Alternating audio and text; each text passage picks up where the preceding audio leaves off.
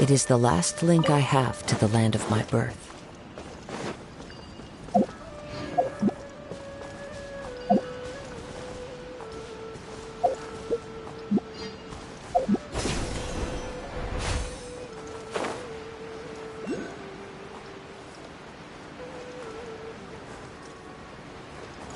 Time to go.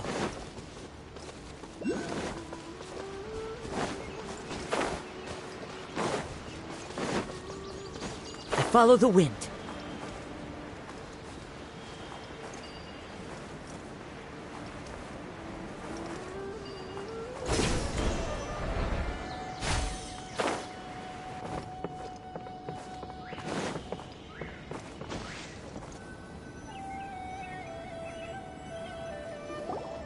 Think about it, Tighnari. Refusing to join is tantamount to burying your head in the sand. I understand that you're a forest watcher, and that it's your duty to combat the effects of withering zones. But isn't it evident that such work is not a lasting solution to the problem? As Sage Kage clearly stated, your presence and guidance in Sumeru City is pivotal in finding a cure for Irminsul. How could you possibly refuse? Keep your emotions in check, Ghulam. Let's at least listen to Tighnari's reason for declining. We're here to invite him to the Academia, not to cause a scene. Sage Kage, I am truly honored that you came here in person, but I'm afraid I must still decline your invitation. I am merely a forest watcher. How could the great minds of the Haravatat have any need of someone like me? Well, it turns out that your refusal letter had some implications on your master's reputation. He is a renowned sage of the Immorta, after all. So now I've come here in his stead. I see. Huh. And I figured that given his temper, he would come here and berate me personally. Tighnari, your master is an integral part of this effort, and now he requires your assistance. And what exactly does my master need of me, Sage Kage? You'll know, once you've arrived in Sumeru City, that is. And how long will I be required to stay? There's no definite answer as of now. Do you mean to tell me that despite coming all the way here to Gandharvaville, you still can't answer the questions I laid out in the letter to my master? If that's the case, then I'm afraid I cannot give you a definite answer either. Tighnari, but you... So be it. Come, Ghulam, we're leaving.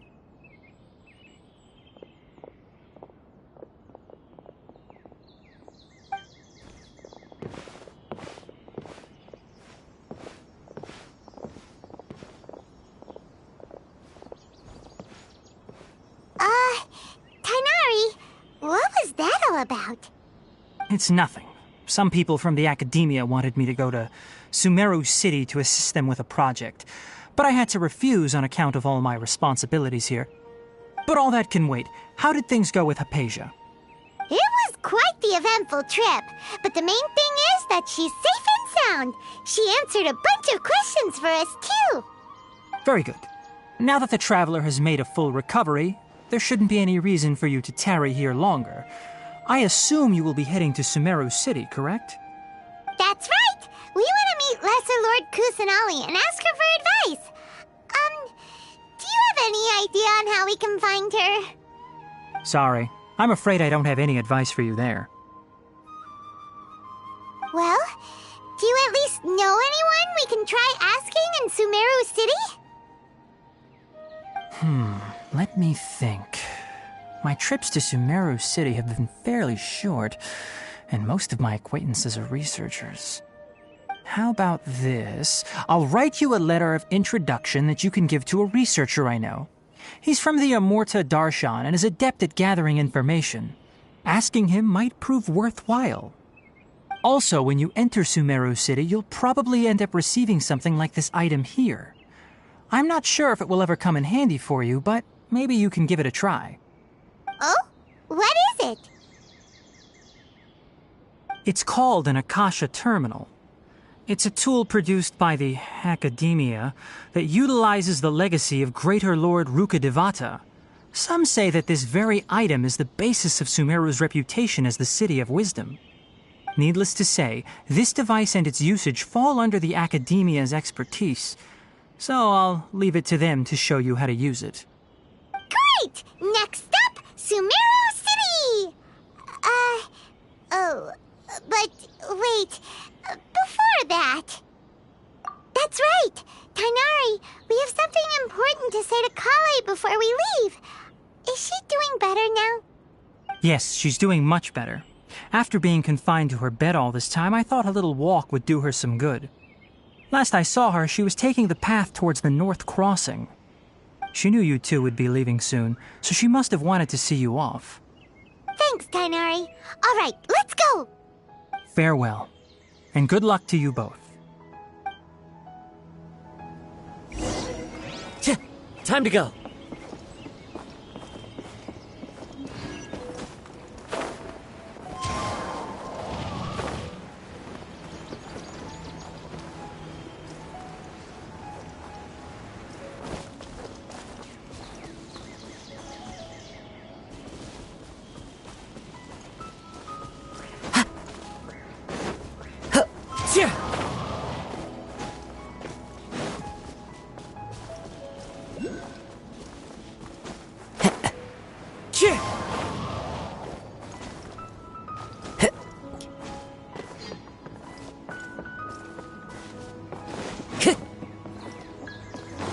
Rainforest is the best place. Time to go.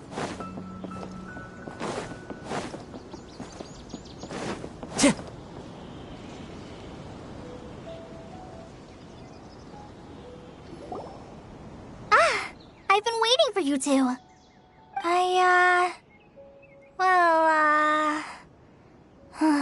Never mind. I guess I should just wish you two a safe and successful journey. Thanks for waiting here just to see us off, Collei. We're headed to Sumeru City. Don't worry about me. I can take care of myself.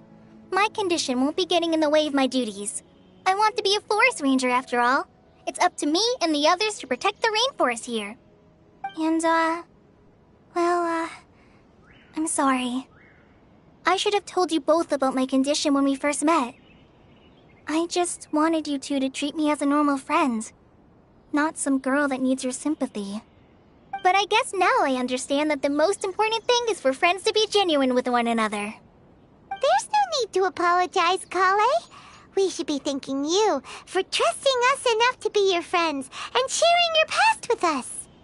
We're probably still gonna worry about your condition, but that's because we're friends and we care about you. Thank you. That means a lot. Before you leave, I have something for you. Oh? What is it? It's my recipe for pita pockets. I told you that I'd give you a copy, remember? My handwriting is a little, messy, so please don't laugh. Yay! Thanks, Collei. Now we can eat those scrumptious little pitas whenever and wherever we like. I hope that whenever you eat them, you'll both remember your time here in Gandharvaville. Well then, I, trainee Forest Ranger Collei, bid you both farewell. Please visit Gandharvaville again. The Rangers will always be ready to assist you here.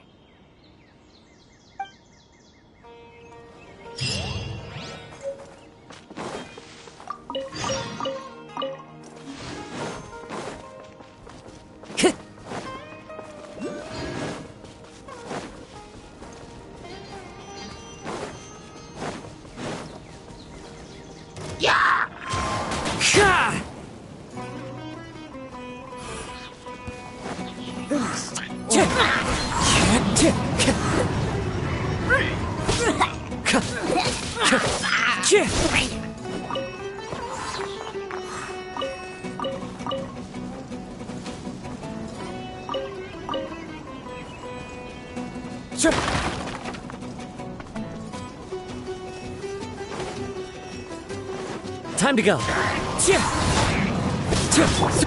Whirling snow!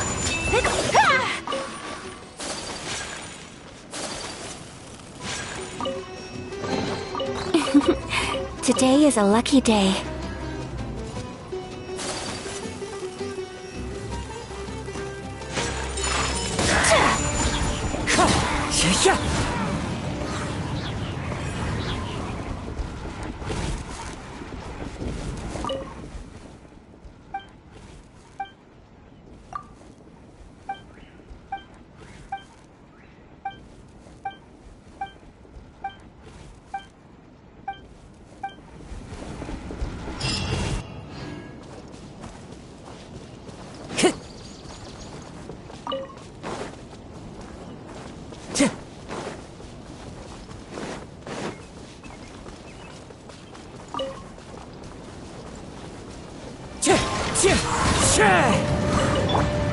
My apologies. Yeah.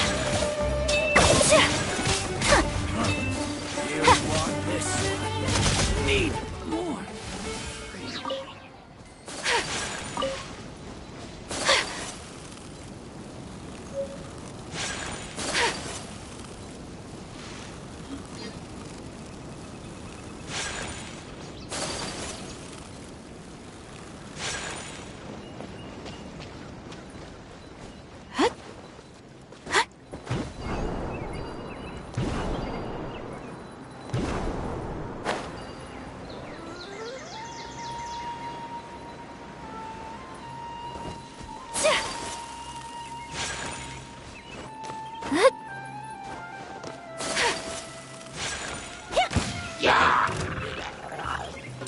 Whirling snow. Time to go.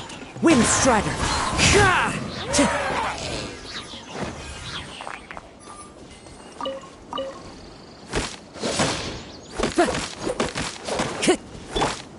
Take flight.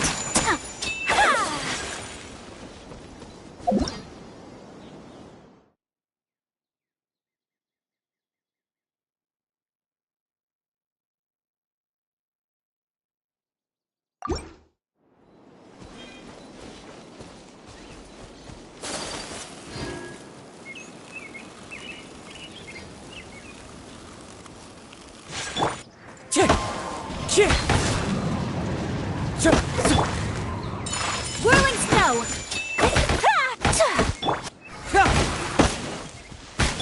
Wind Strider.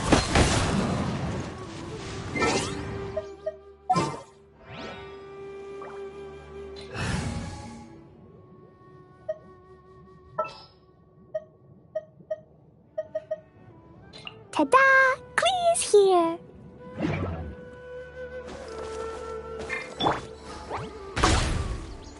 Jumpy Dumpty go! Ta-ta-ta! La la la!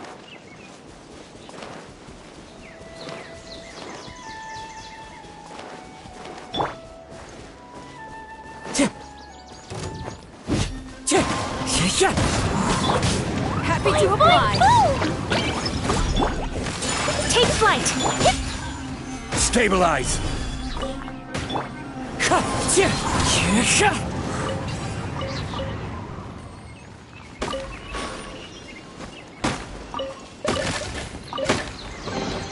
Brings a smile to my face. Time to go. Wind Strider.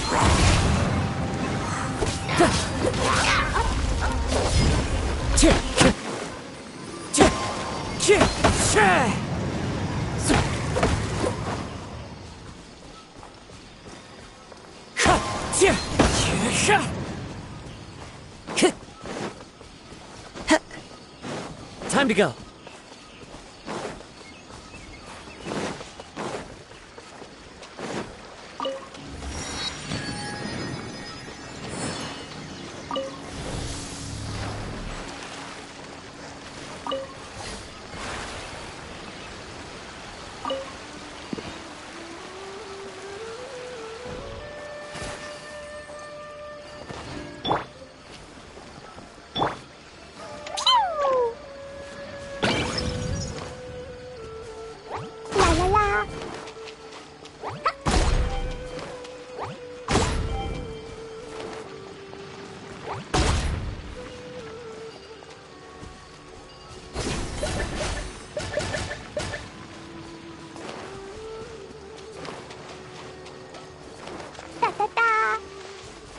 La la la.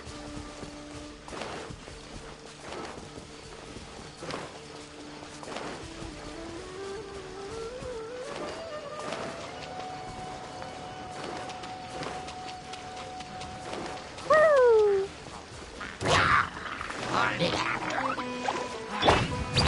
Wind Strider.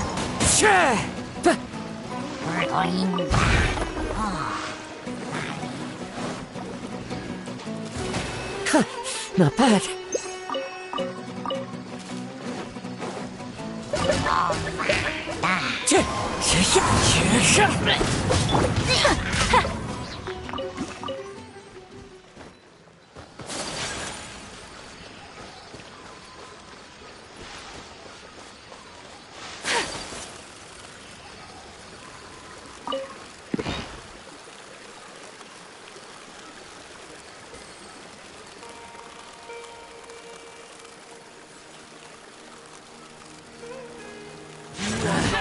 New punching bag. Clouds high. The birds call.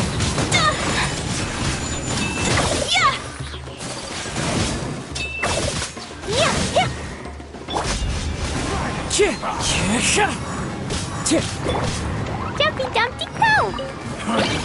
You won this one.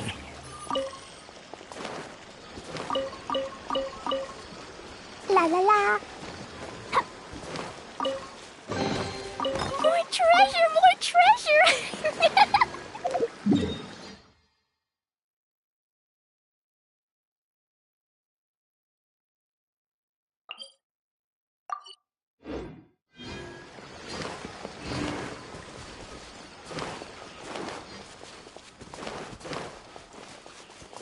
Da da da.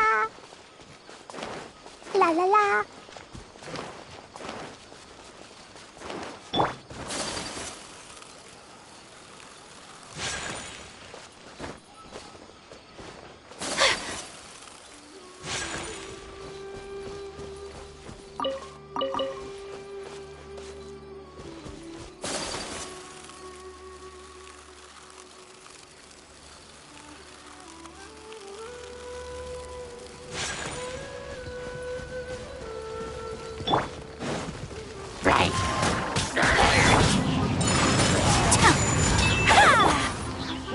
Boing, boing, boom!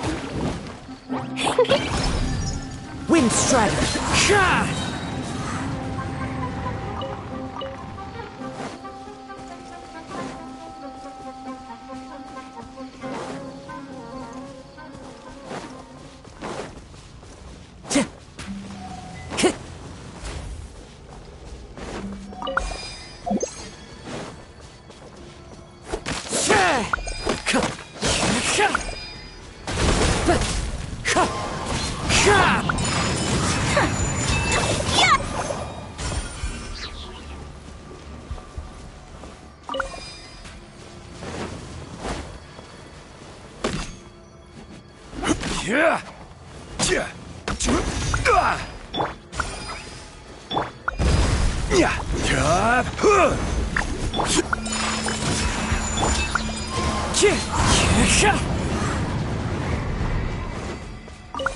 Time to go.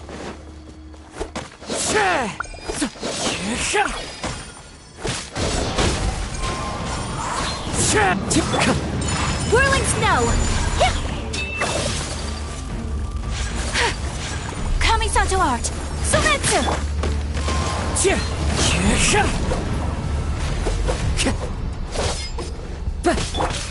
Jumpy Dumpty Go! La la la! Woo! Take flight! Wind Strider.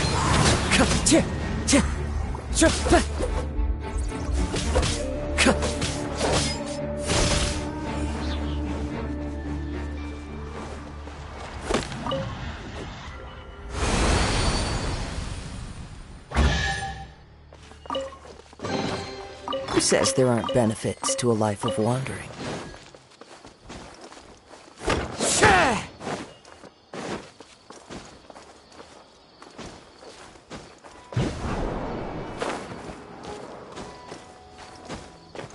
Time to go.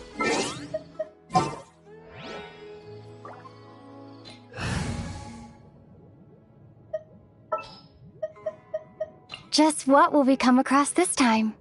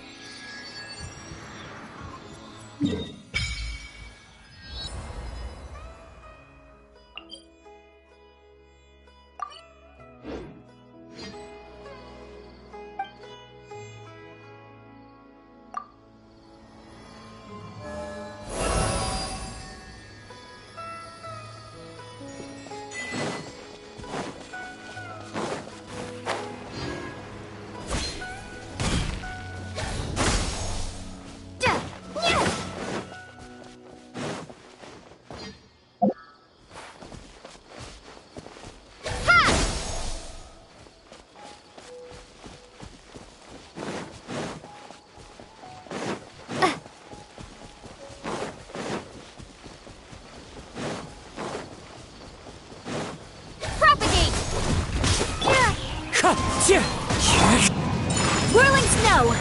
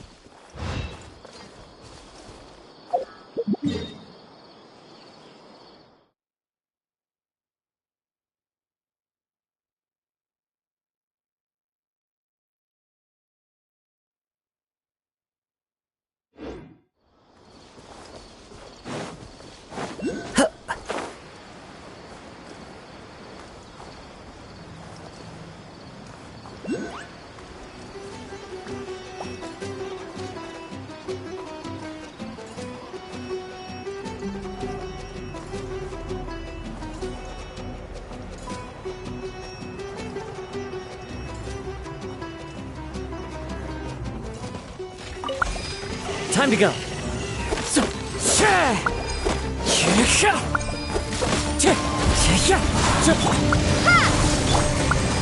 Gather! My apologies!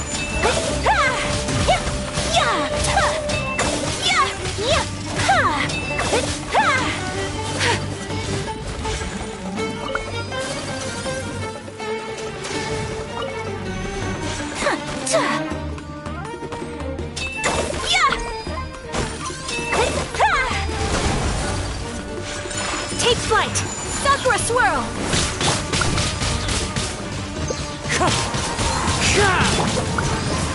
Scatter!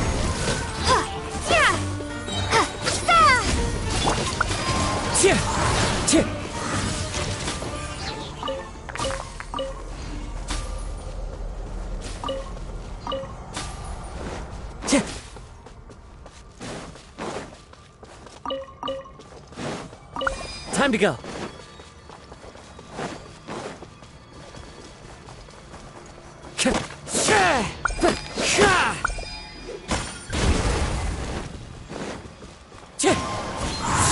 Fallen leaves, adorn mine. I will have order! Propagate! Whirling snow!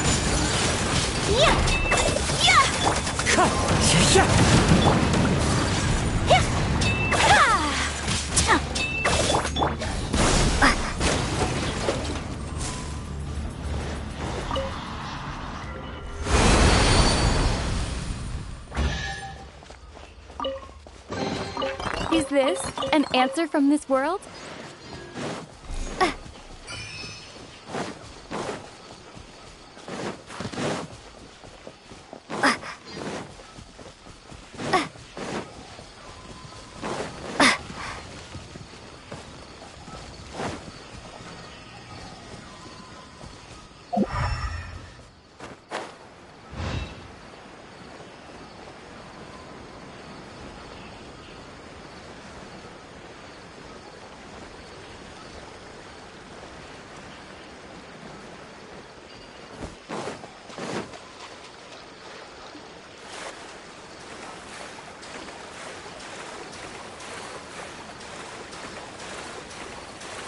This is not the end.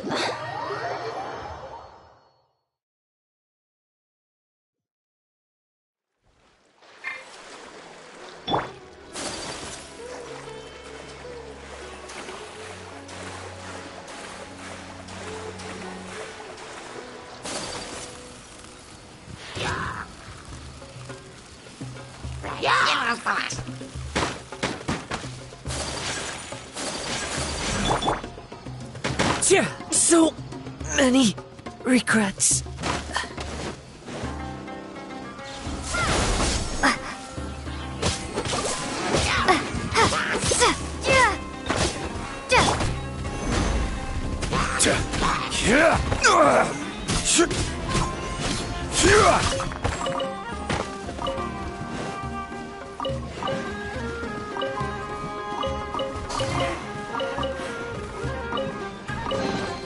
Certainly worth the extra mile.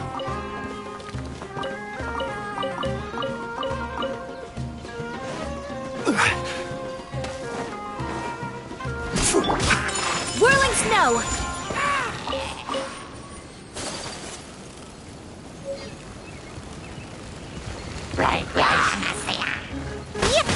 Take flight! Scatter! Never again.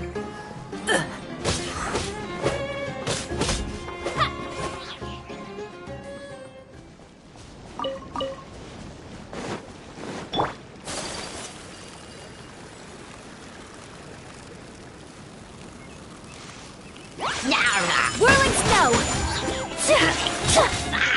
Quake!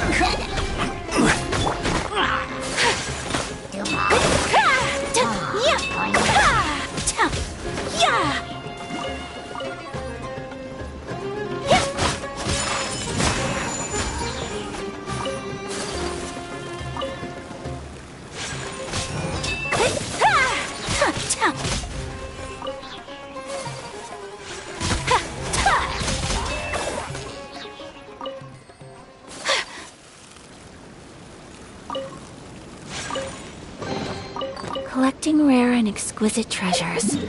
Yes, this seems suitably sophisticated.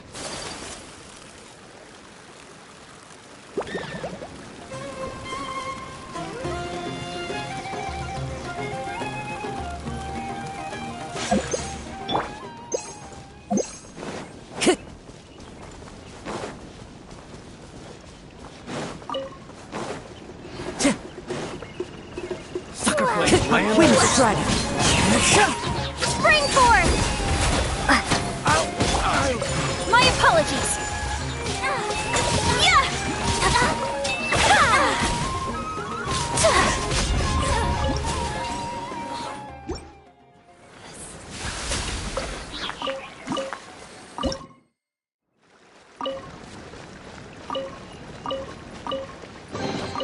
I shall treasure this good fortune.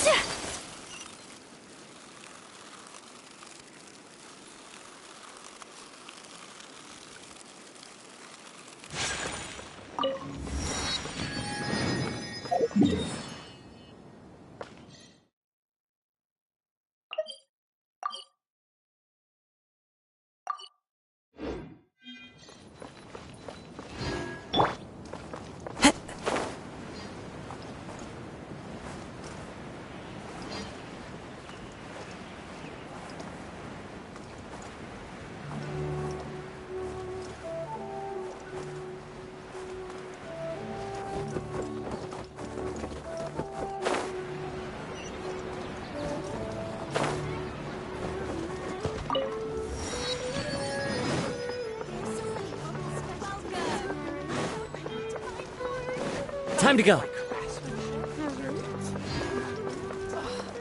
Once again, I think I'm gonna overshoot this month's rent.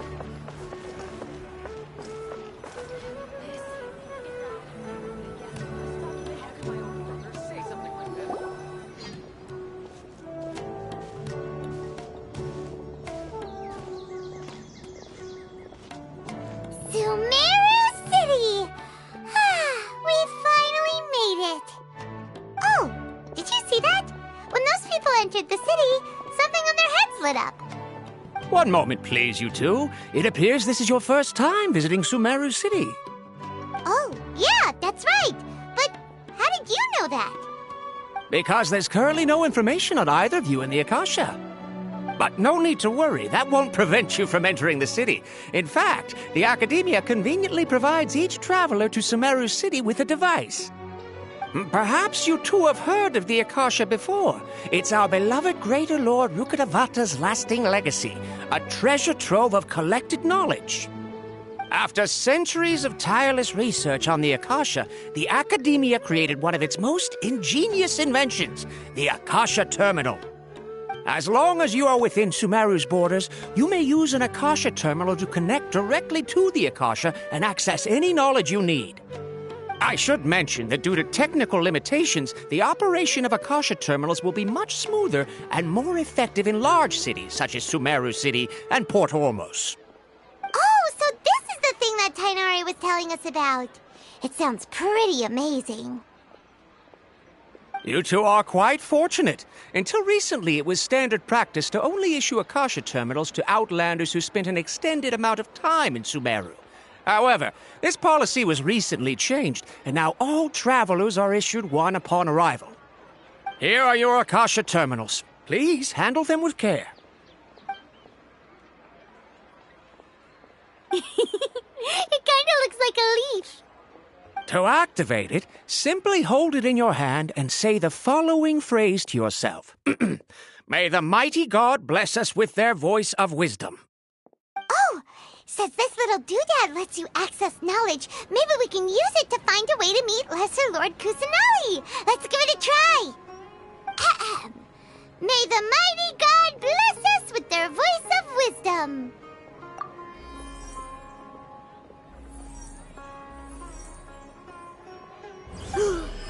Whoa! Just now, something clicked, and Paimon suddenly knew how to use this thing. It seems all we need to do is concentrate on what we want to know, and bam! You get it! Oh, that'll come in real handy. Exactly. That is the power of the Akasha. And with that, let me officially welcome you both to Sumeru City. May the wisdom of the Dendro Archon always be your guide. Okay, now that we're in, we can check the Akasha about Lesser Lord Kusanali. Let Paimon try.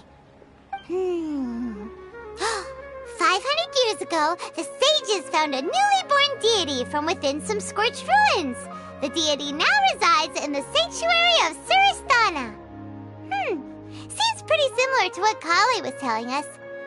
Okay, next, let's concentrate on asking how to meet her.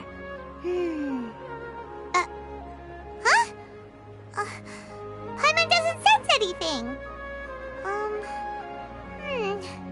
The Akasha didn't respond to Paimon's question. Oh, come on! Ugh. Focusing on this question feels like when you have something you're trying to remember and it's on the tip of your tongue, but you just can't think of it. Ugh, Paimon's brain is exhausted. Oh, smart idea. But what are you going to ask it?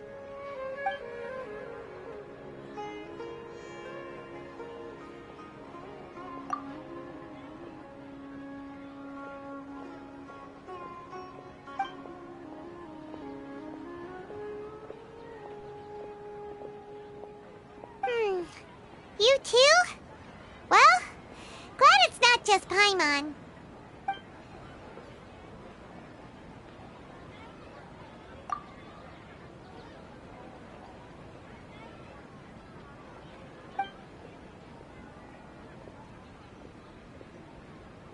Uh-oh. Paimon's getting all teary-eyed all of a sudden. It feels like the people of Sumeru really missed their Archon.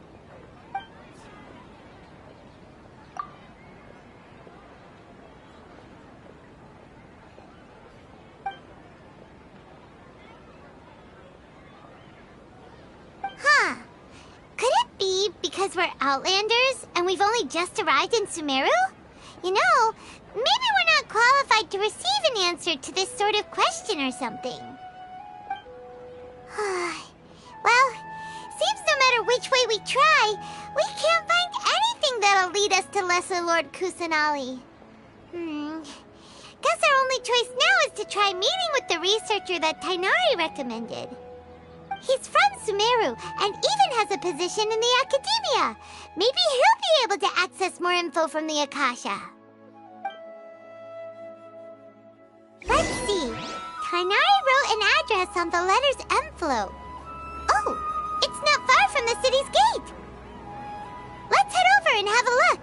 Hopefully he's at home.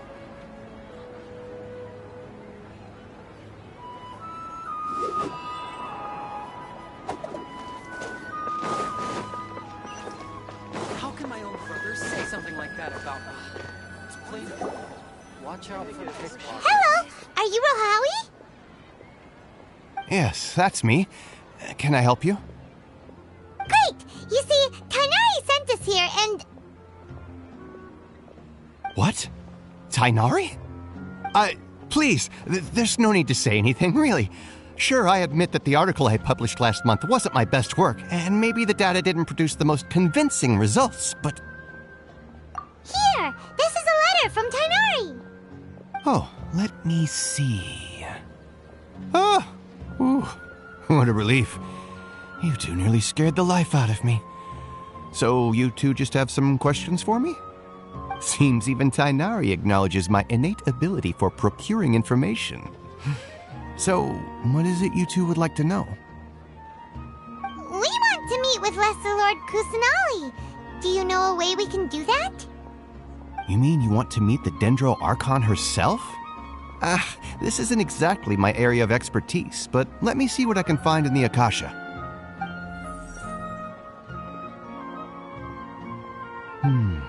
Sorry, the Akasha didn't respond to my query. What? You too? But what about your abilities for getting information and all that? Paimon was sure you'd be able to access more info than we did. Well, as I said, this isn't my area of expertise. I am but a lowly researcher, so the Akasha doesn't see a need for me to know more about the Dendro Archon. All I know is that ever since Lesser Lord Kusanali returned to Sumeru, she's never left the Sanctuary of Sorasthana or made a public appearance. Huh.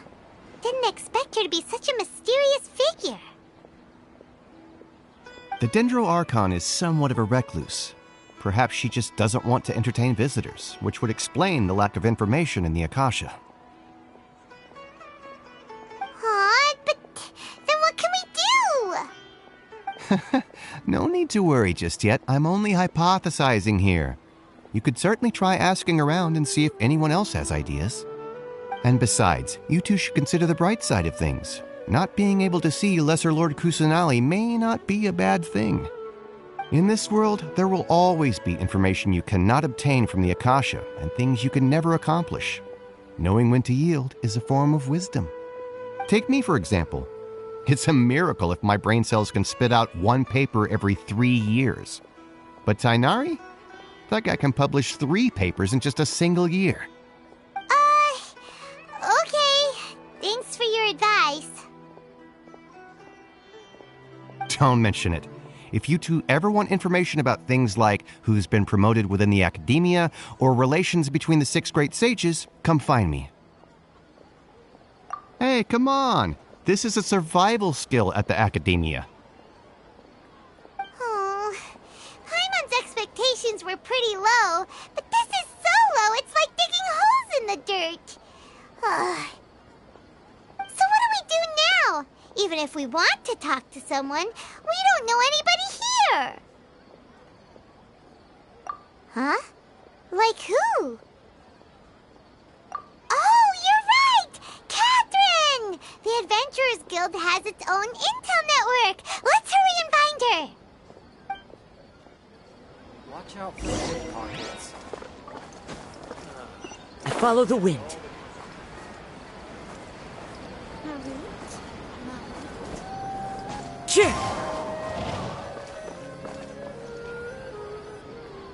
Ad Astra Abyssosk. Hello, Traveler and Paimon. Catherine, we need your help with something. Understood. The Adventurers Guild is always ready to serve you. With what do you require assistance? We want to meet with Lesser Lord Kusanali. Do you know a way we can do that? You two wish to meet with Sumeru's Archon. Understood. Please wait.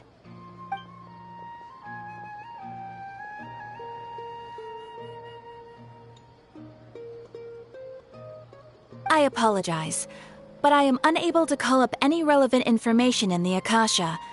I'm also unable to locate any pertinent information in my personal memory. Aww, another dead end. Well, if Catherine can't help us, then we really don't know anyone else to ask now. Please do not worry. I may know of someone who can help you two. In Sumeru, the Adventurers Guild does not serve as the vanguard of information. Rather, there are numerous active mercenary groups collectively known as the Eremites. They take on various contracts and work all across Sumeru, so they naturally accrue intelligence. An Eremite brigade called the Corps of 30 is in charge of Sumeru City's defenses. Not only are they the oldest brigade, but they are responsible for managing and coordinating the affairs of all other mercenary brigades. Corps of 30? What a weird name. Supposedly, they are named as such because their ranks numbered 30 at their inception. Asfand, an advisor with the Corps of 30, maintains good relations with the Adventurers Guild. Though he's already retired, he and his words carry great weight within mercenary circles. If you'd like to get in contact with him, you can find him at the Corps of 30's headquarters, the Citadel of Rexar. You're welcome. I wish you two the best of luck. We look forward to your exploits in Sumeru. All right, off to the Citadel of Rexar we go!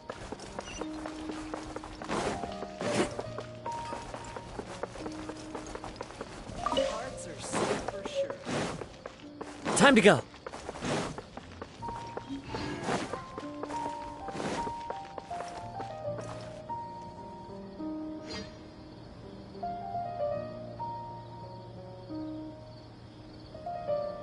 Welcome. The Adventurers Guild told me to expect you two. It's nice to meet you, Asfand.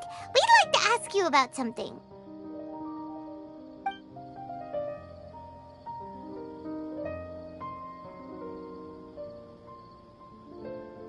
I see. So, Catherine's the one who sent you this way.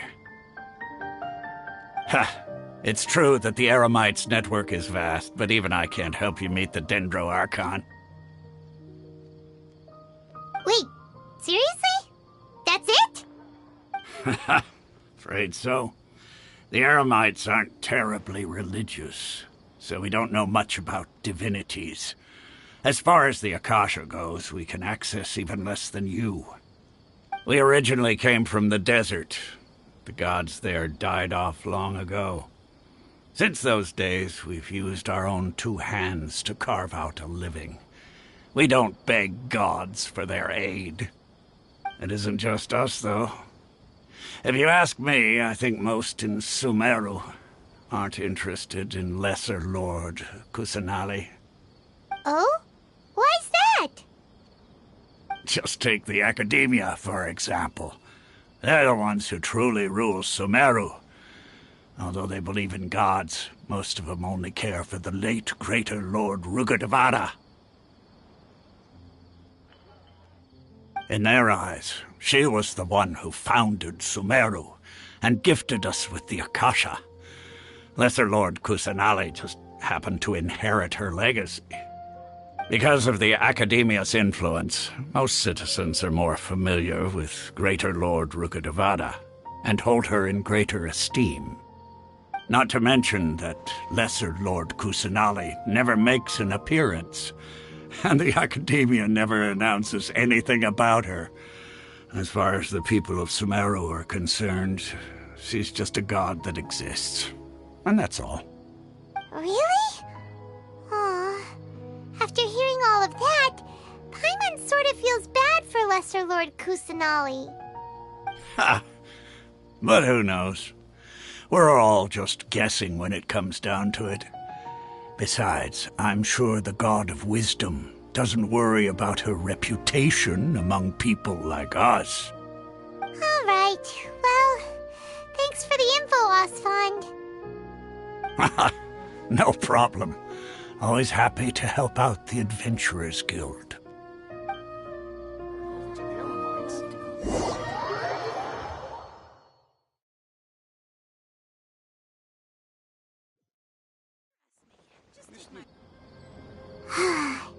Seems Osfond was right about most people's attitudes here. Not only are they not interested in the Dendro Archon, they even say stuff like, if the Akasha doesn't think I should know, then I don't need to know about it. We've been asking for information non-stop ever since we got to Sumeru, but the harder we try, the more helpless everything seems. Isn't there at least one person in this entire city who cares about Lesser Lord Kusanali? Oh, you two are interested in Lesser Lord Kusanali? Huh? Who are you? From the sound of it, you two are Outlanders who recently arrived here. You've been asking around for information on Lesser Lord Kusanali, right? Oh, I'm sorry. I forgot to introduce myself. I'm Dunyarzad, one of Lesser Lord Kusanali's faithful followers. Whoa, really? Then do you know how we can meet with her? I'm afraid I can't help you with that. But your conversation earlier did happen to remind me of a legend about the Dendro Archon. Sure. It goes like this. Long, long ago, there was a man who heard a prophecy. It predicted that a great calamity was about to befall him. Panicked by what he heard, the man sought out the Dendro Archon in hopes that she would bless him with the wisdom to help him escape his predicament. The man journeyed across deserts and through rainforests and experienced tribulations of every kind. However, he still couldn't find any trace of the Dendro Archon. In despair, he thought, alas, the Archon has abandoned me. He then had no choice but to sorrowfully resign to his fate. Okay, and then what happened? And then, the calamity came. But to his own surprise, the man felt somehow emboldened by the trials of his journey. By relying on his own strength, he managed to overcome the adversity. At that moment, a bird perched upon his shoulder. This bird was, in fact, an avatar of the Dendro Archon. She said, "O Archon Seeker, do you now understand? She and her wisdom have long been found by you. Along your journey, we were in every flower and blade of grass, every ray of sparkling sun, and every breath of dancing wind. So long as you continue to think and ponder, we'll be..." Yeah, thanks for the story! Paimon feels all warm and fuzzy inside after that. In a way. It seems like this story is also one of the Dendro Archon's avatars. Dunyarzad, since you worship Lesser Lord Kusanali, can you tell us anything else about her? Of course. So did you two know that, I'm terribly sorry, but it seems something's come up now. Let's chat another day.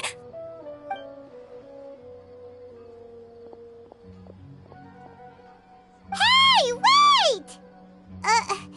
What the heck just happened? It looks like they're searching for someone. Dunyarzad was acting super nervous just now. You think they're looking for her? This stinks! We finally managed to find a lead about Lesser Lord Kusanali! We can't let them get in the way now! Let's see if we can get rid of them. Then we can catch up with Dunyarzad! Hey, have you two seen a brown-haired girl wearing a purple top and a long blue dress? We're looking for her. Did she have bandages wrapped around her wrists? Yes, that's her. Did you see which direction she went? Yeah, she went that way. Quick, after her!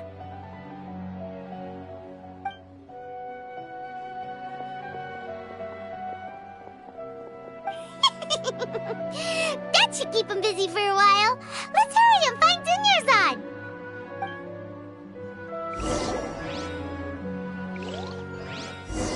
This new shipment of items, they're also ridiculously overdesigned. And so is now.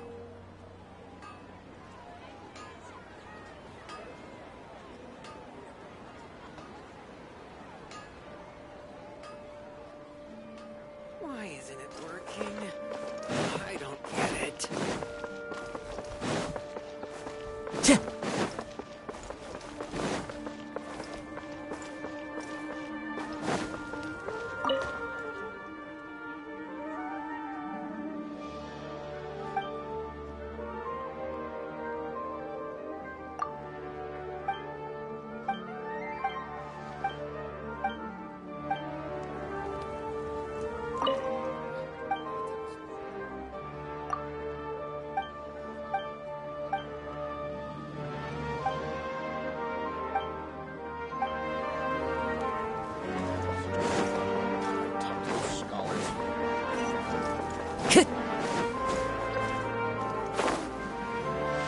Time to go.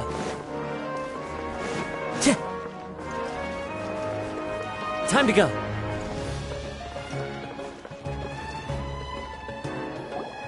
There you are, Dunyarzad. We thought you might have been long gone by now. Oh, it's you two. Oh, you startled me there. You can relax now. We threw those people looking for you off the trail. Really? Thank you so much. Unfortunately, I believe there's still more of them out there looking for me. Uh-oh, looks like there's some coming this way. Huh? More of them? Then what are we standing here for? Run! No, wait, my body isn't in the best shape. It's difficult for me to run.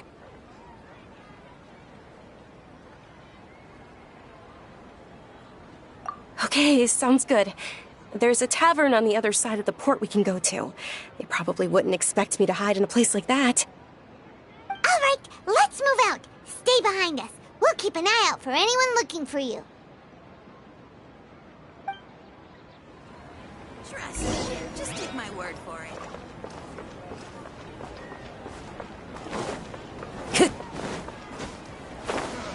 All this time living in the city.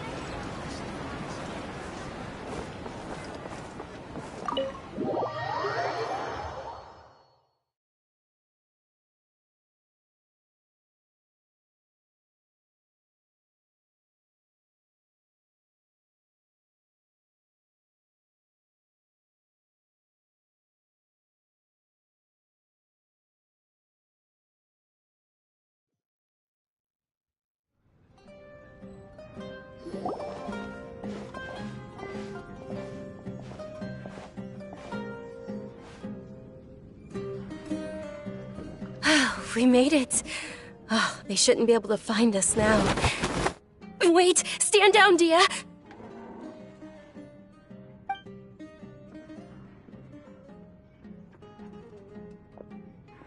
My lady, who are these two? They're travelers that I met on the street just a moment ago. They happened to notice that you were all searching for me, so they helped me hide. I see. In that case, you two should scram. There's nothing here for you. Wait a sec! Who the heck are you? And why are you shooing us away? I'm Miss Dunyarzad's bodyguard, here to see that she returns home safe and sound. My lady, let's get going. You've been gone for so long that your parents are worrying themselves sick. And if I refuse to go with you? It'd be easier for the both of us if you cooperated. But if you insist on not going, then I'll have to carry you like a sack of potatoes. Hey! Dunyarzad already said she doesn't want to go back. Why are you still pushing her? Stay out of this. You don't understand the situation. Sorry, my lady. Even though I'm your bodyguard, your parents are my employers. I have to answer to them. How much? Wait, what? How much more do I have to pay you to become your employer? So you never listen to my parents ever again. Double? A triple? Give me some time and I'll get that much. My lady, this isn't about Mora. I don't know what you think of us Eremites, but let me say this. I like Mora, but I'll never go against my principles. That's why I'm here looking for you. Sure, it's an order from my employer, but my conscience was also telling me it's the right thing to do. And knowing your health, carelessly running around like this is gonna hurt ya. For the sake of those who love you, don't be stubborn. No, you're wrong. I'm aware of my limits and I know what I'm doing. Honestly, the only people being stubborn right now are my parents. And they know perfectly well that it makes no difference if I'm at home or not. They still won't accept reality. And every time I bring this up, they just change the subject. Dehya, you've been living with us a long time already. This should be old news to you. Dehya, I know it hasn't been easy for Mother and Father, and I'm grateful for everything they've done for me. But there's someone else in this world I'm also grateful to. Because she saved me. The love I have for her is the same I have for my parents. This is my life and my last chance. So I want to do something meaningful.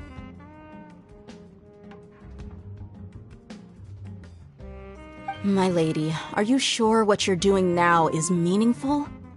Yes, I'm sure. At least, it is to me. Fine, I won't ask you to return home anymore. But let me make something very clear. I'm only doing this because I respect your determination, not because I agree with you. Thank you, Dehya.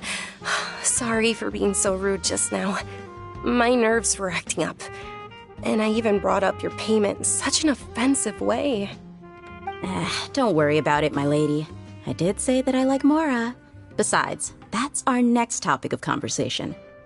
Today's little excursion caused such a ruckus that every single bodyguard at the estate was deployed. It wouldn't be easy to hide things from your old man. Since this definitely won't be your last escapade, here's a little tip. You should at least make it look like your room and things are still in order when you leave. Also, you'll need someone to cover you for when you're out and about. So, I'll let you hire me, my lady. This way, everyone wins. As for the pay, let's say half of what your father pays me. We can settle the bill when we return to the estate. Okay, deal. Yay! Looks like they've reached an understanding.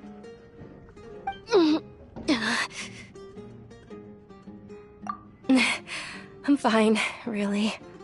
I just feel a little tired now that things have calmed down. My lady, stop trying to look tough. We're already in a tavern, so let's rest up and grab some grub.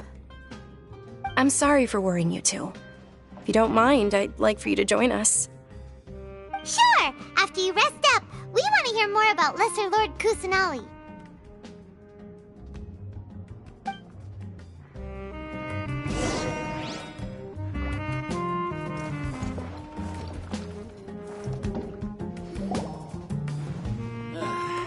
Just can't beat the atmosphere. Ha! Well, if it isn't Dehya, haven't seen you in nearly half a year. Word on the street is that you're a bodyguard for the Homayani family now. Ha! Don't you find that kind of work boring? Nah, you get used to it. How about a menu over here? You got it. Huh? Isn't this little Miss Homayani herself? We don't get to serve personages like you very often. We'll be sure to prepare our very best. Thank you, sir, but there's no need. I don't have a lot of Mora on me, and I really ought to save as much as I can. But please bring these two the best food you have. They're my new friends, so I want to be a good host for them.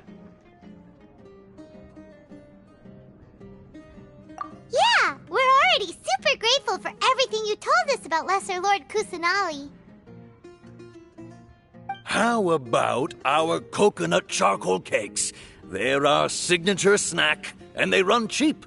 Look, other customers over there are eating some now. They look kind of burnt and dry. Paimon will pass. Hey, come on! Paimon has personal preferences too, you know. Dunyarzad, we asked a lot of people when we first arrived, and almost nobody was interested in Lesser Lord Kusanali. So, what made you want to follow her? Well, remember when you asked me if I knew how to meet the Dendro Archon? Even though I don't know how, I think I've actually seen her before. Huh? Really? Yes, it was when I was a child. At the time, my illness had kept me bedridden for the better part of a year. I was stuck inside and couldn't make any friends, and my parents did their best to find treatments for me. But even then, the Akasha didn't have any helpful information. My younger self no longer had any hopes or dreams. One flare-up was so bad that I was in a semi-conscious state for several days. Then one night, I woke up alone in my room. I was terrified. My body was paralyzed. Even if I cried, there was no sound. At that moment, an ethereal voice spoke in my mind. Dunyarzad, don't be scared. You don't have to cry. Dunyarzad, don't be scared. You don't have to cry. Who are you? How do you know my name? How do I explain this? You might not be able to understand, but actually, I know everything about you. Really? Of course. I know that you're scared of thunder, that you hate taking medicine every morning, and that you love counting the petals on your mom's skirt. Wow, you really do know everything. Dunyarzad, is there anything you want? Want? Not really. I can't go anywhere or do anything. Huh? But aren't you a child? All children have wishes. Tell me what you want, and maybe I can make it happen. But can you make my illness go away? Oh. I'm sorry. But I'm not powerful enough to do that right now. Then, can you be my friend? After that, the voice said, "Okay, I'll be your friend." Although my body was suffering during those days, that voice encouraged me and told me many wondrous things. Beyond my window was the flourishing Sumeru city. Beyond the city was a lush rainforest. And beyond that was the wall of Samiel, deserts, and all of Tevat. Once I finally made it through that bout of illness, I couldn't hear that voice anymore. I told my mother about it, but she said that I must have been dreaming. But I know that that voice wasn't a figment of my imagination. Before that, I had never heard of Tevat. Yes, for sure. If it weren't for that voice, I would have never grown curious about the outside world, nor would I have learned how to read and enjoy so many books. That voice sparked a desire for wisdom. It had to have been the Dendro Archon. I've been hoping for a chance to repay her kindness. In fact, I was running around today to help prepare the Sub-Zerus festival for her. What's the Sub-Zerus festival? It's Lesser Lord Kusanali's birthday, which was the day that she was found by the sages. It's actually an old holiday that originally celebrated Greater Lord Rukkhadevata's birthday. When she passed away, the holiday eventually became a celebration of the Lesser Lord's birthday. I heard everyone was overjoyed when they welcomed her back to Sumeru. In those days, the festival was a huge deal. But because of the Academia's influence, people have gradually lost interest in the festival. The Academia actively participates in Sumeru's many holidays dedicated to Greater Lord Rukkhadevata. But when it comes to the Sub-Zerus festival, forget any funding. They practically act like it doesn't exist. Maybe they see Lesser Lord Kusanali's birth as confirmation of Greater Lord Rukkhadevata's death, so they're reluctant to celebrate it. Aw, but that's awful. It is. It's absolutely terrible. Sure, the Greater Lord founded Sumeru, but hasn't Lesser Lord Kusanali been the one quietly protecting us for the past few hundred years? Just remember that we're still out in public. Don't get too carried away now. I know that people over by the Grand Bazaar still hold the Sub-Zero's festival to this day. But I hadn't met any of them before, so I was never able to contribute. But recently, I made a friend there who also follows Lesser Lord Kusanali. I gave her my savings because I want her to throw a wonderful festival this year. That's the least I could do for Lesser Lord Kusanali. Hold on, my lady. Does this friend happen to be Nilou, the one who sends flowers to the estate? Yes, that's her. I saw her leaving the other day with a nervous look on her face. It seemed like she was hiding something in her arms. Did you give her something? Yes. Initially, I didn't have much Mora prepared, so I had Nilou sell one of my skirts. I've agreed with Nilou to meet up at the Grand Bazaar today, and see how things are coming along. Dehya, would you accompany me? Sure. That's quite the trip, though. I'll carry you. No, that would be too much, even for you. You might as well just accept the lift. If I let you walk, who knows how long it'll take us. And if anything happens to you, then I'd really never hear the end of it from your father. But of course. Nilou will be thrilled to hear there are more people interested in Lesser Lord Kusanali.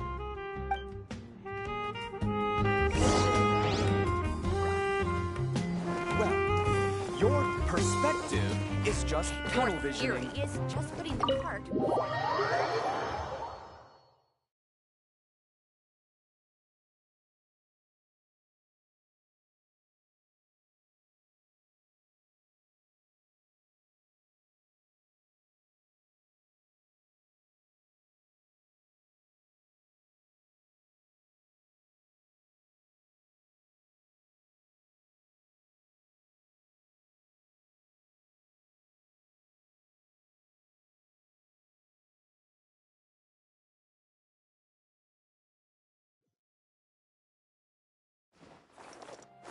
Time to go.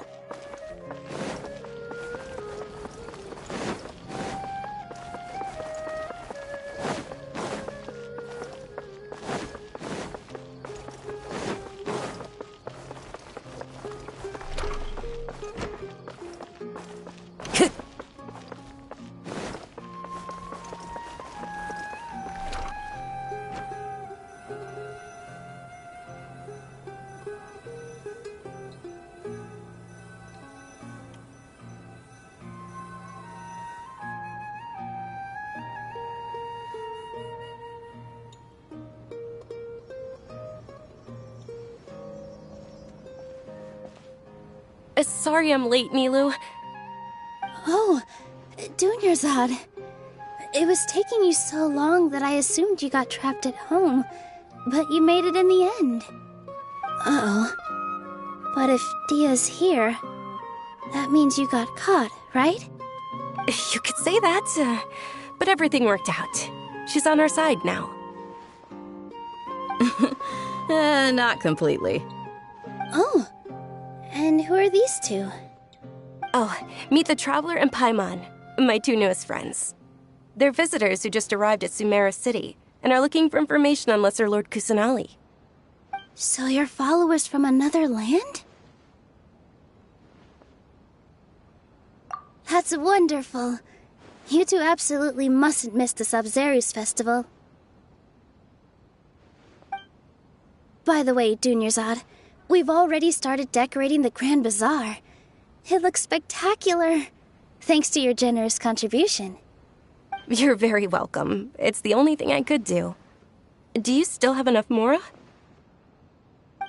Probably? But don't sweat it. We've already finished renovating the stage. Come on, I'll show you.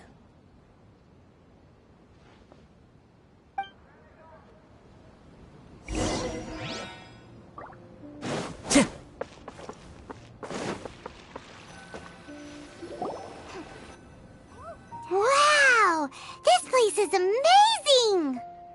Not bad. Last time I was here, the stairs were full of holes. The stairs were nothing. A little while ago, we discovered that the tree above the stage had a huge chunk of bark ready to fall off. Mr. Zubair was worried sick. We reported it to the academia many times, but they never sent anyone to deal with it. We didn't want anything bad happening, so we were going to cancel all the stage performances. Oh, probably because it was the theater asking. The academia looks down on performers like us. They probably think it would be best if the theater closed down completely. We can't let that happen, though. Not only would everyone involved in the theater go hungry, but then we wouldn't be able to hold the Sub-Zero's festival anymore. Thank the Dendro Archon for Dunyarzad. With the Mora she gave us, we hired someone to patch up the tree, and we also gave the stage a much-needed makeover. The stage is going to be even prettier when it's festival time. I can't wait for you to see it. And I can't wait to see you on the stage. You've been practicing so long already. It's almost time for your dream to become reality. It's our dream. I'll do my best for the two of us. Nilou, what are you gonna be doing at the festival? She'll be dancing the dance of Sub-Zeros, the most important performance at the Sub-Zeros festival. Dunyarzad, have you told them the origin of this holiday? I only told them about the Greater Lord and Lesser Lord so far. Okay, then I'll tell you two about how this holiday came to be. According to legend, the Sub-Zeros festival was originally the Goddess of Flowers' birthday celebration for the Greater Lord.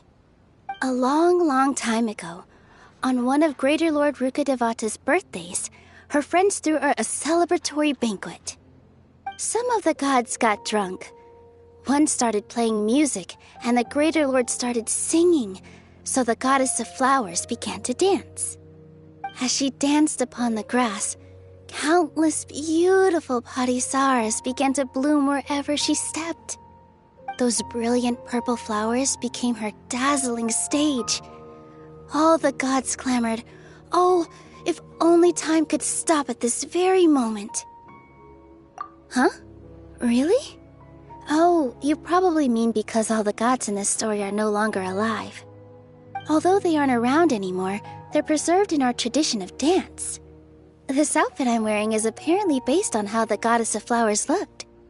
Though we're just tiny people compared to the divine, we still have to do our best to make sure that the birthday girl feels loved on her special day. Nilou, you of all people will definitely be able to convey our well wishes to the Dendro Archon. I also noticed that you went the extra mile and scattered parisaras around the stage. They symbolize the Goddess of Flowers, after all. It's just a shame that all the real parisaras went extinct after her death. Yeah. The Greater Lord brought forth parisaras in memory of the Goddess of Flowers, but she ultimately could never truly replicate that beautiful purple. Thinking about the Goddess of Flowers dance makes me wish I could have seen it. If my stage were anything like that, I'd be thrilled if I had just 2 real parisaras on the stage. So, Traveler and Paimon, what do you think? Interested in the Sub-Zeros festival? Will you two be coming? All of Lesser Lord Kusanali's followers will be there for her birthday. It'll be a good opportunity for you to learn more about her. Ooh, Paimon thinks that's a great idea! Hey, come on! There's nothing wrong with enjoying a festival. Besides, it's Lesser Lord Kusanali's birthday. She'll be happy to have more people who are celebrating it. So how about we all attend the Sub-Zeros festival together? Dunyarzad, let me show you which stage decorations we've picked out so far. Traveler and Paimon, if that doesn't sound interesting to you, then feel free to explore the area. Everyone at the Grand Bazaar loves Lesser Lord Kusanali, and we're all looking forward to the Sub-Zeros festival. In that case, we'll take a look around. Dad, let's dance. Whoa! What's with your yellow hair? And why do your clothes look so funny? Are you an Outlander? Did you know that the Sabzeruz festival is about to happen? There'll be loads of fun things to do at the festival. But the best part is when Ferris, the Knight of Flowers, passes out candy to everyone.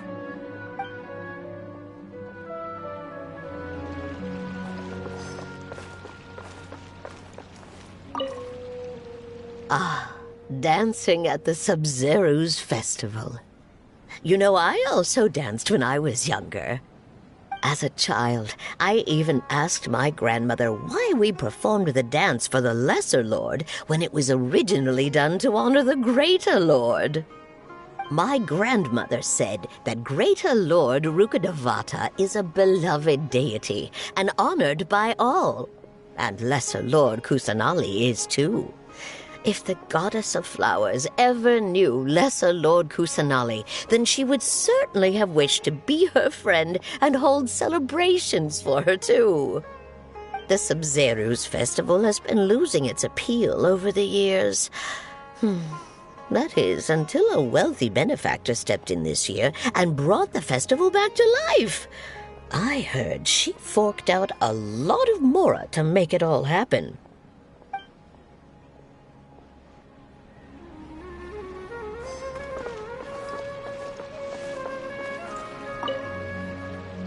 Things are really shaping up, and there's a buzz around the festival this year.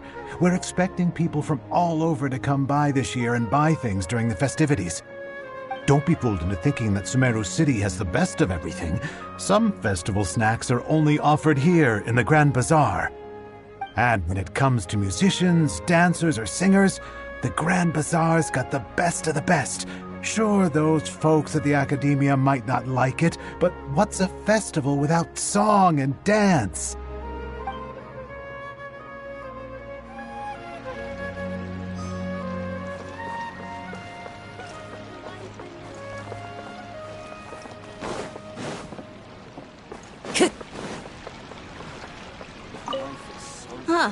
Revamping the stage for the festival couldn't have been easy, that's for sure. I bet this year's festival will be one to remember. I don't know much about the Grand Bazaar, but I do know that the residents here have a penchant for song and dance. Two things that the Academia doesn't particularly approve of. Oh, and the perfume sold around here is a lot better than what you'll find elsewhere. The fragrances are longer lasting and they're gentler on your skin and... I mean, that's what I've heard at least.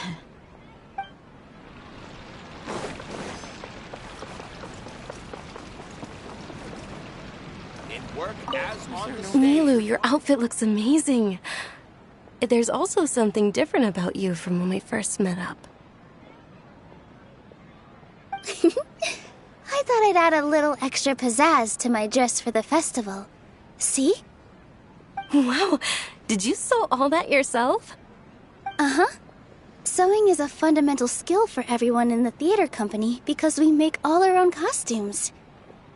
Did you know that Mr. Zubair not only can make costumes, but props too? I've noticed that you can't keep your eyes off that crown over there. Would you like to try it on? May I? Of course.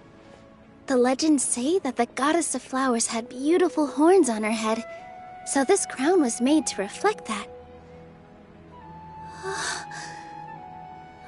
Dunyarzad, you look absolutely stunning with it on. It's like I'm looking at the Goddess of Flowers herself. As on the stage. Hey! Is that who Paimon thinks it is? It looks like Catherine.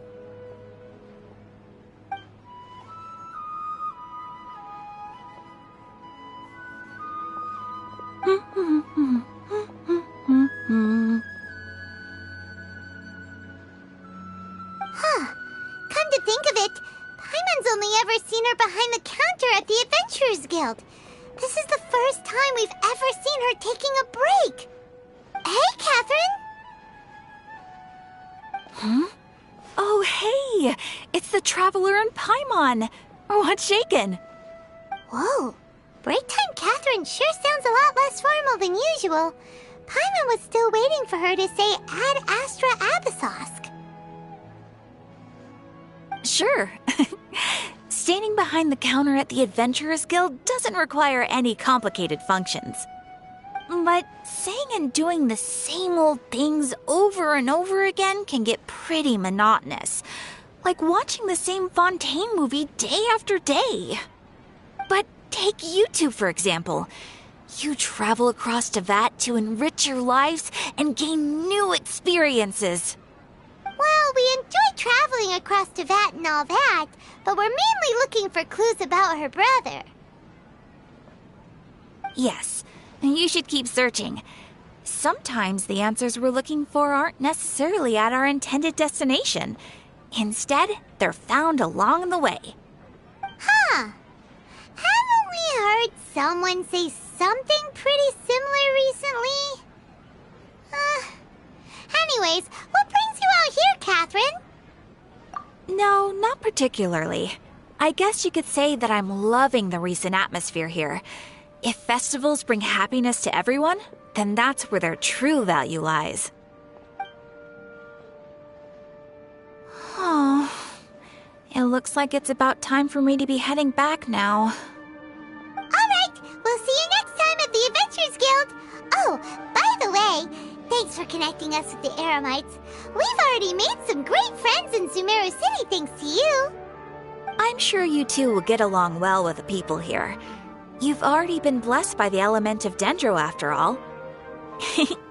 See you around.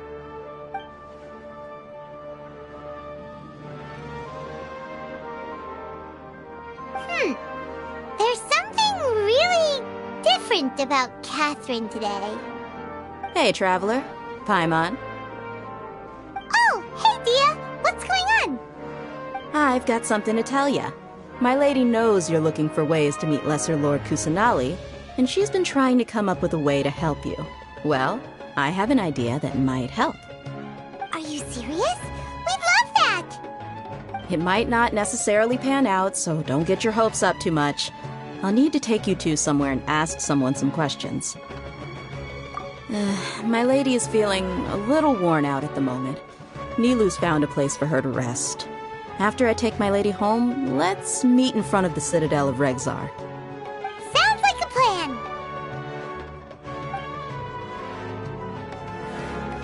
Let's head over to the Citadel of Regzar and wait for Dehya! Time to go.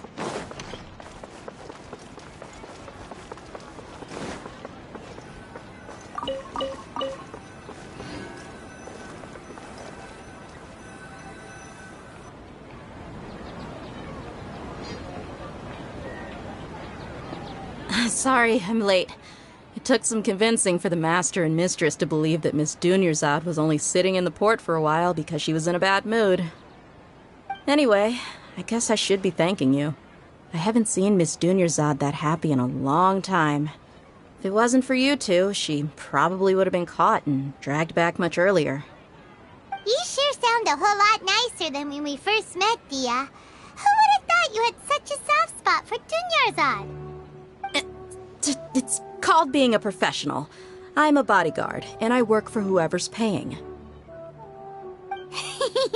Look, Dehya's blushing. Listen, you two. I don't expect to be working for Miss Dunyarzad very long, but I hope to finish things on a positive note if possible. Let's cut the chit-chat and head into the Citadel. We'll see if the person I know has a way for you two to meet with the Lesser Lord.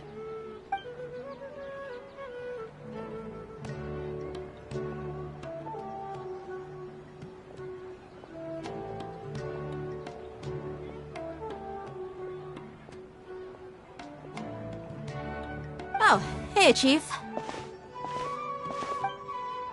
Ha, Dehya! What are you doing here? And well, didn't expect to see you three together. I take it you all know each other already? Mm-hmm. We met this morning after the Adventurers Guild pointed us to Ozfon for more info. No kidding. Huh. So, where's Ruksha? I thought I'd help these two out by asking about the theft. Anything you can tell him? Brookshaw's gone over to the Academia. The Grand Sage recently ordered Sumeru City to begin bolstering its defenses, so people from all over have been called back to the city. Since you've already mentioned the theft, I suppose I might as well tell them what we know. Appreciate it, Chief. Theft? Sorry, what the heck are you guys talking about? Just recently, the Academia lost something, and there's a chance the item is connected with the Dendro Archon. This case might just somehow help you in meeting her. I suppose that's one way to look at it. But if you ask me, the case is more about the Academia than anything else. Let me fill you in.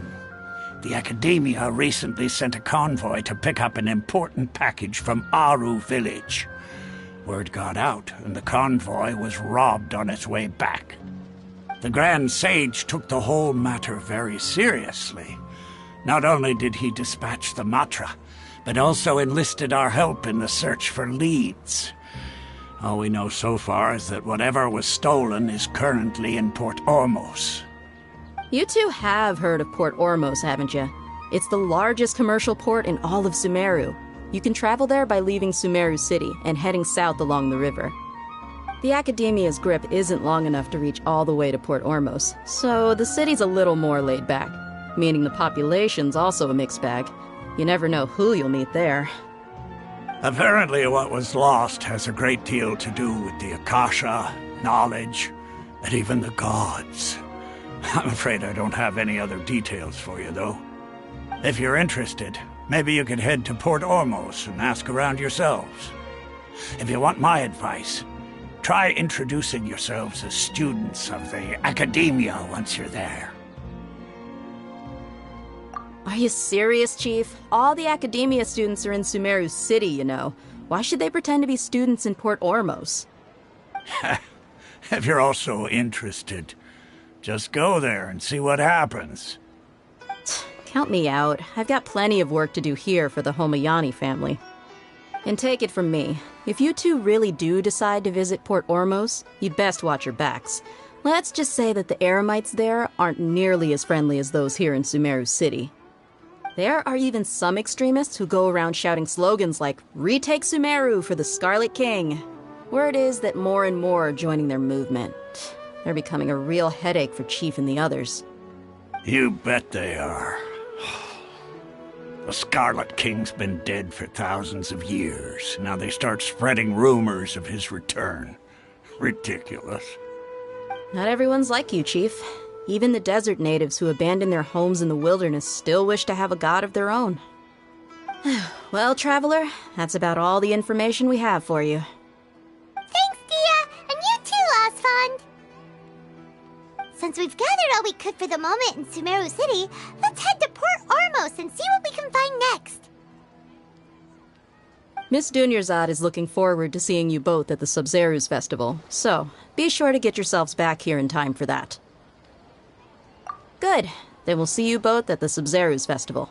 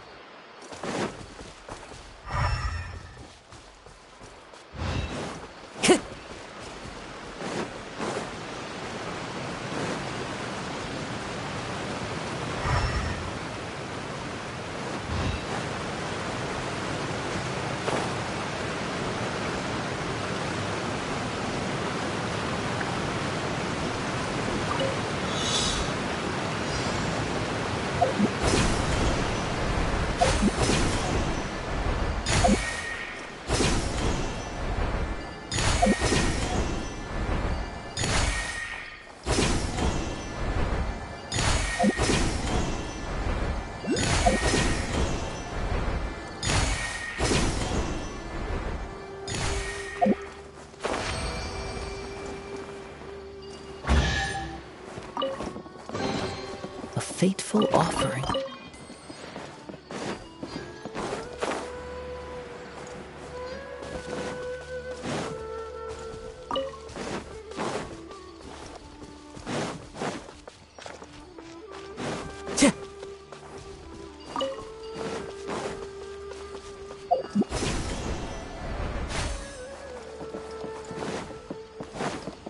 Time to go.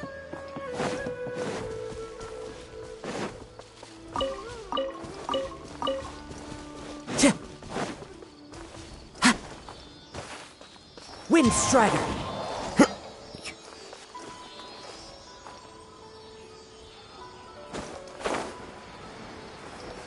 Time to go.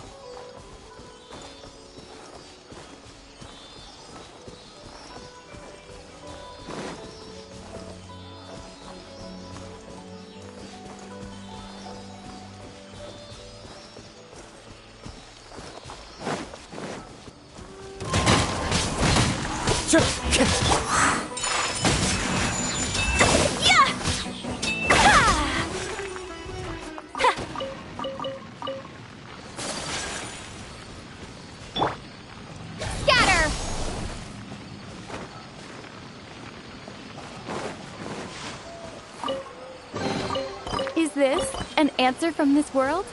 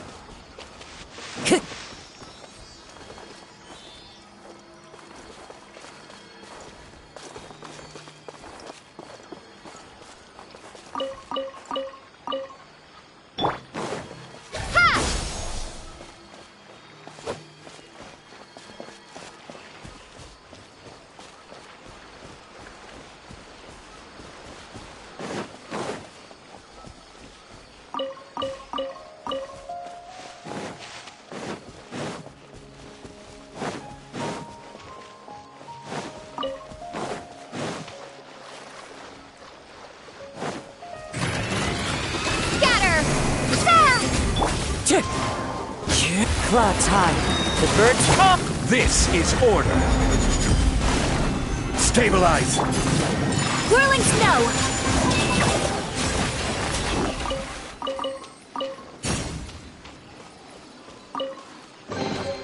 I shall treasure this good fortune.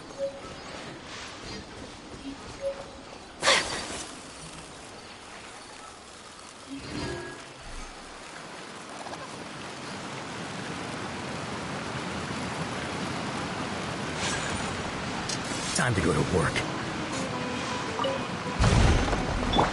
Wind Strider!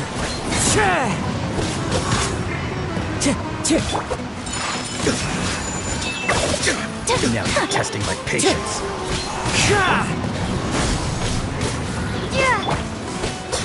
Now you're testing my patience. We'll meet again.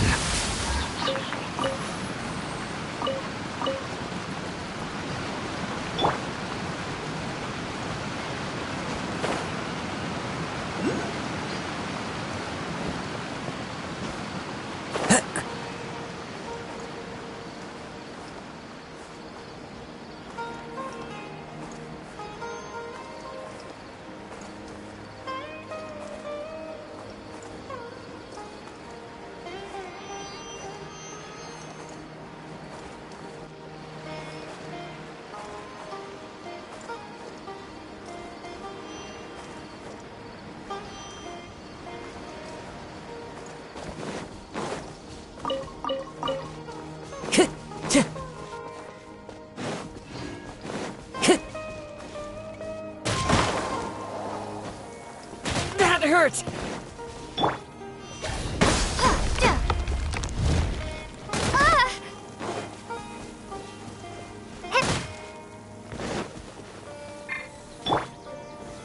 Solidify!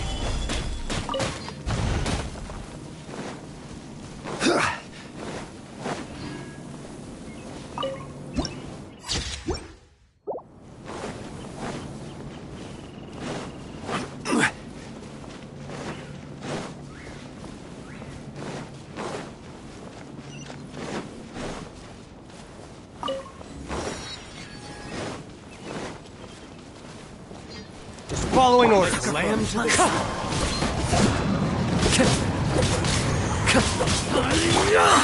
Take flight!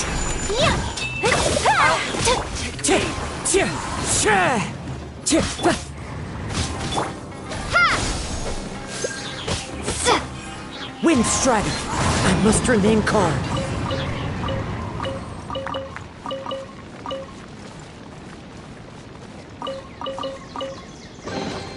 A fateful offering.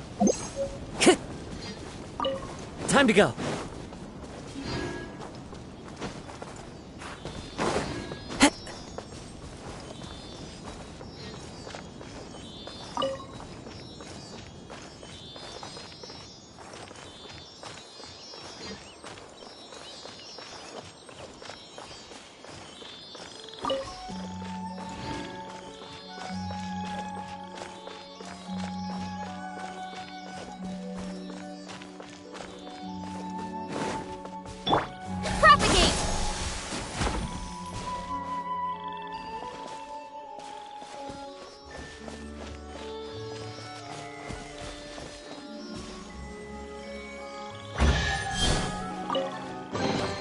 I'll keep this close.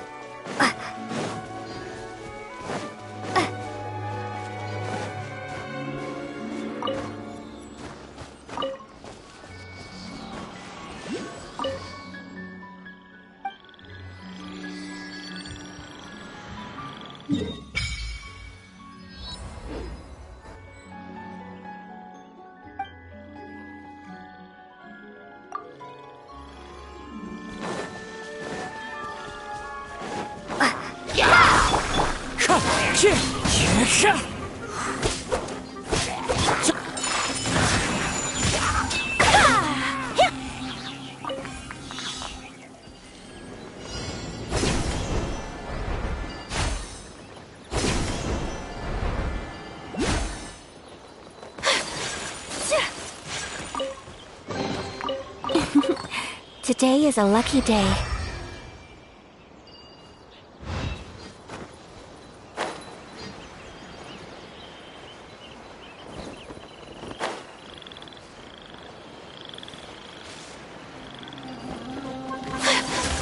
My apologies! Unthinkable! Scatter! Germinate!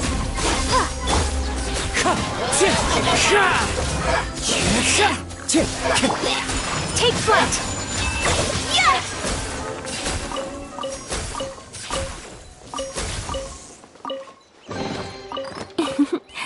Today is a lucky day.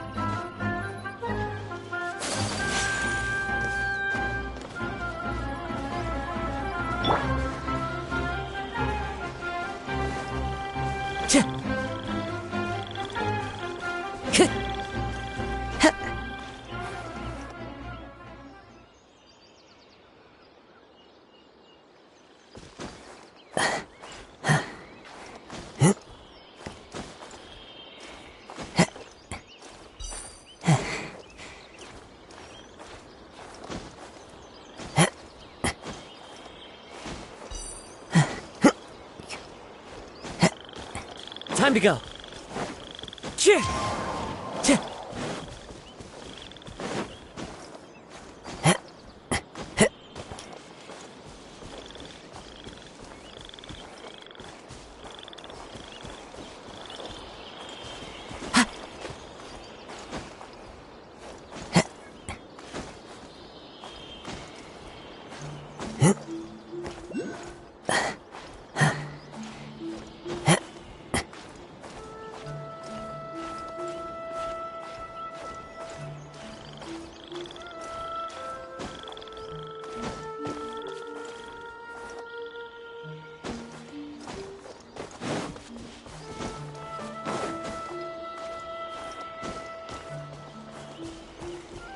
Wind Strider.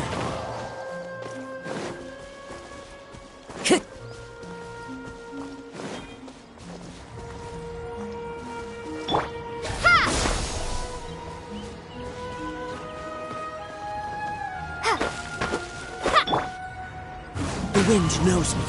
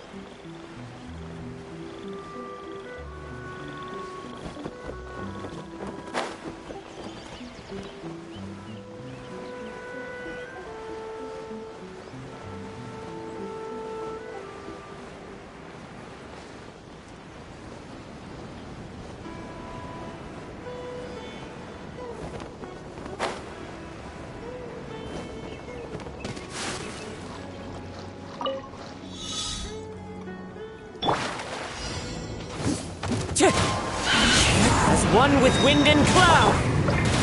Gather! Order guide you!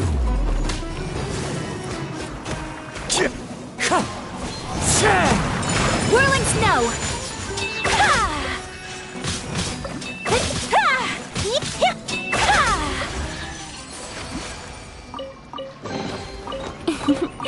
Today is a lucky day.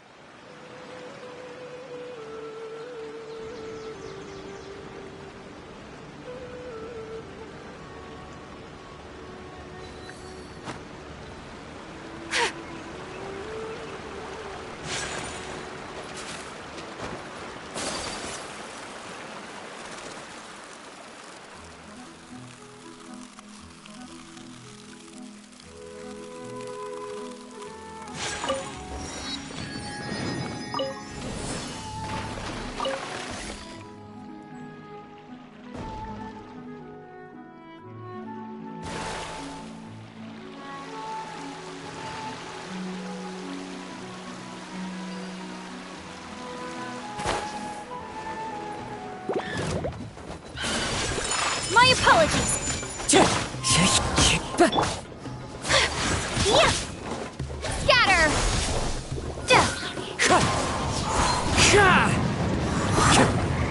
Whirling snow. Yeah. Yeah. Ha.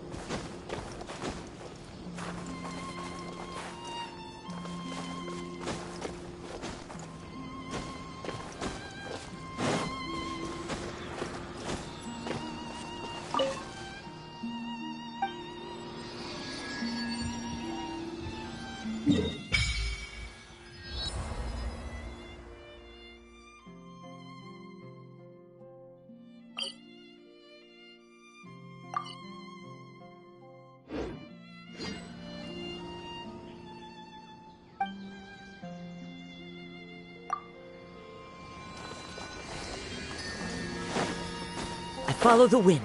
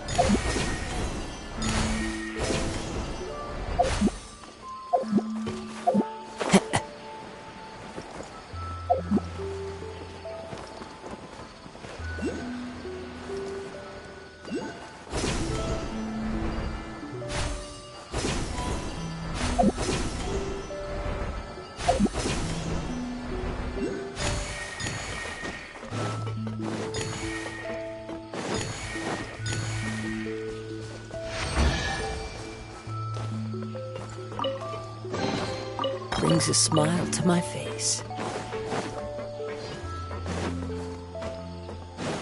I follow the wind.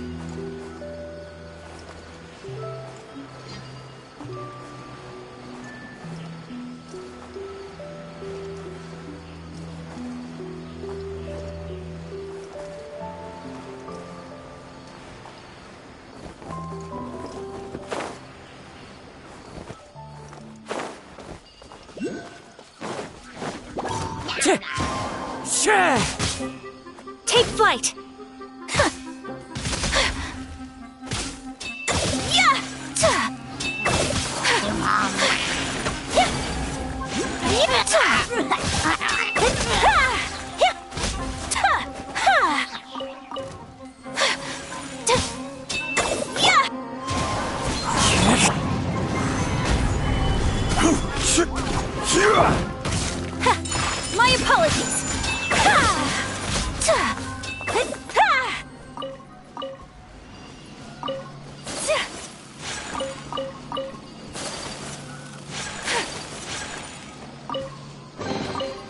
I shall treasure this good fortune.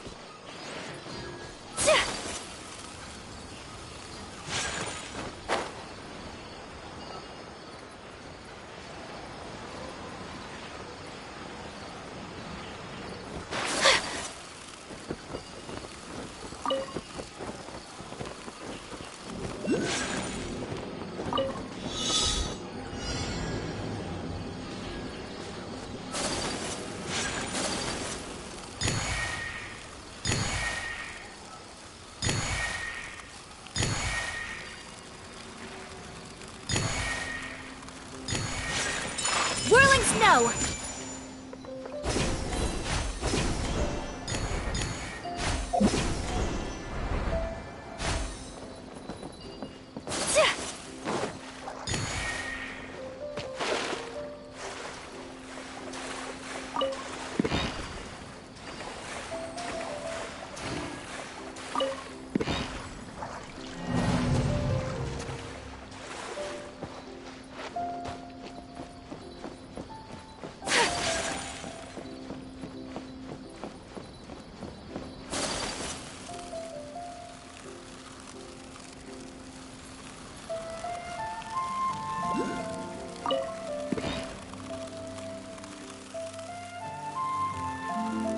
I have dishonored our clan.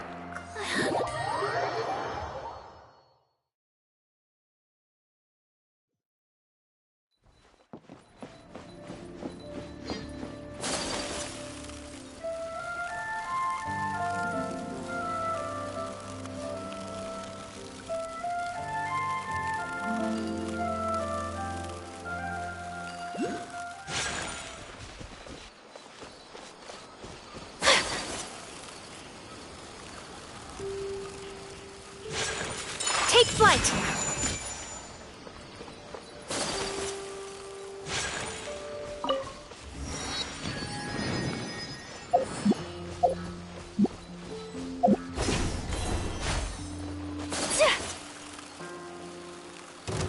Happy to oblige. Wind Strider! My apologies! Ha! Yeah! Yeah! Ha! Need! Yeah! Take flight!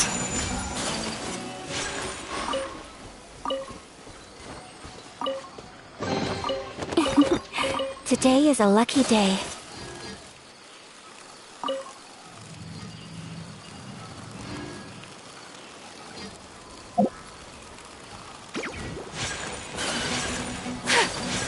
My apologies!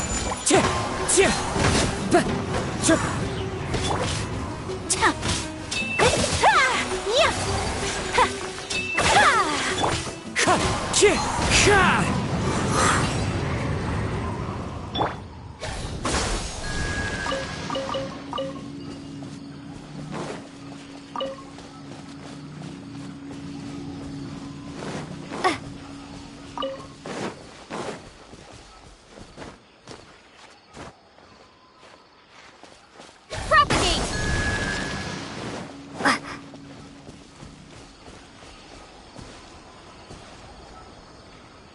Scatter!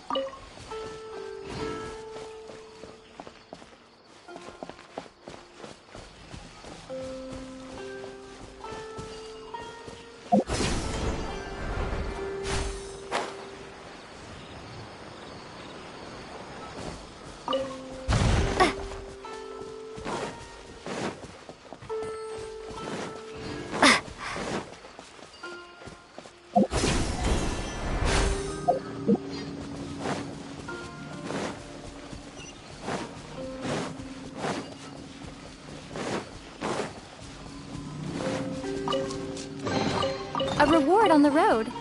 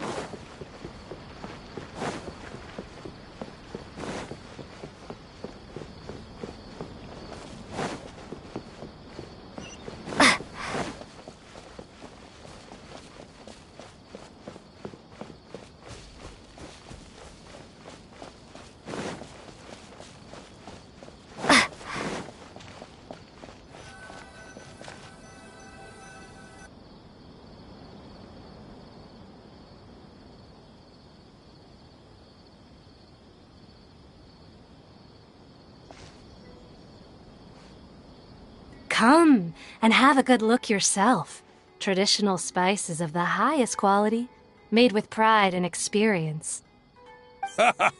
You've got a deal. I can't thank you enough for always looking after my business.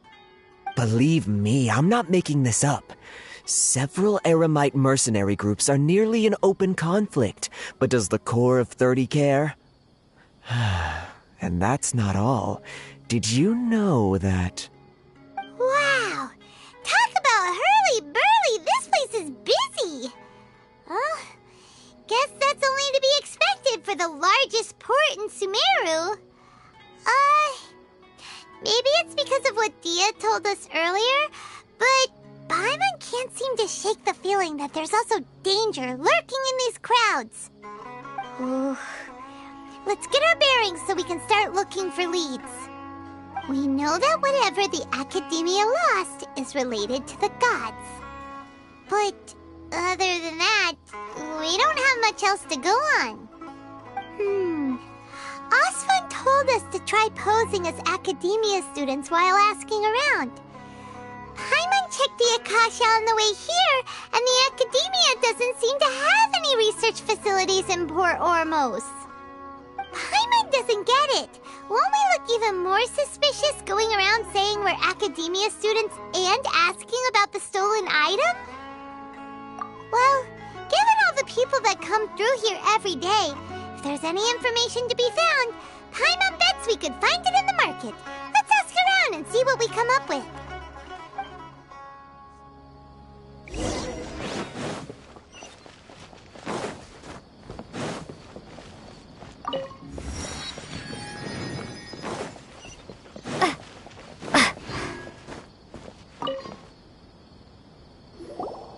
Welcome. Welcome. How can I help you two? Hi there. We would like to ask you a question. Do students from the Academia ever come to Port Ormos? Of course. Especially around this time of year. Students from Sumeru City that are about to graduate often come to Port Ormos to cut loose a little. Many people often talk about how hard it is to get accepted into the Academia, let alone graduate. But those who finish their studies and go on to become full-time researchers at the Academia have it even harder. Sure, we may not be Sumeru City, but Port Ormos offers beautiful scenery and a stress-free environment. Some even say it's good luck to come to Port Ormos, so students and researchers come flocking here when things get to be too much at the Academia. You see over there? Those are students from the Academia. They've been looking worried and miserable ever since they got here a few days ago. If you ask me, the life of a merchant is better. So long as the Akasha teaches us what we need, then life is good. Those students seem to be discussing something. Let's see if we can listen in.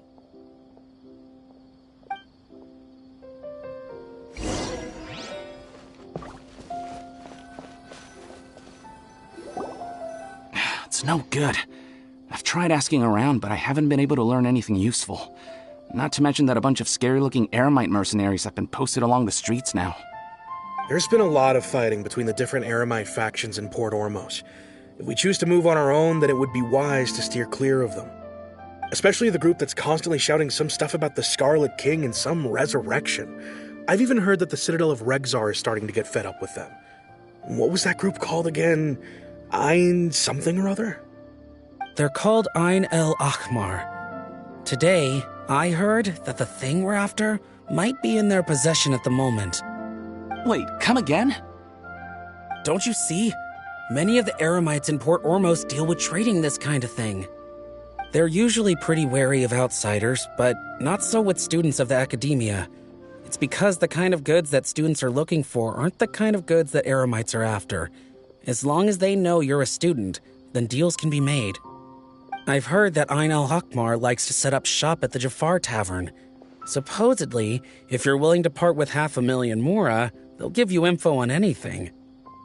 Wait, did you say 500,000? If information alone costs that much, then how could we ever afford to buy what we're looking for?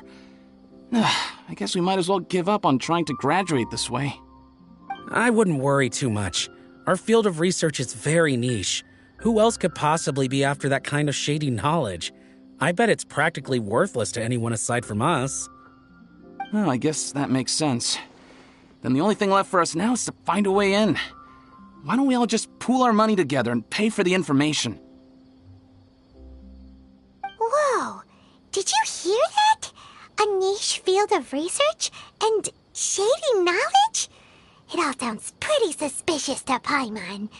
Is knowledge something people just buy and sell like that? So, what's our plan?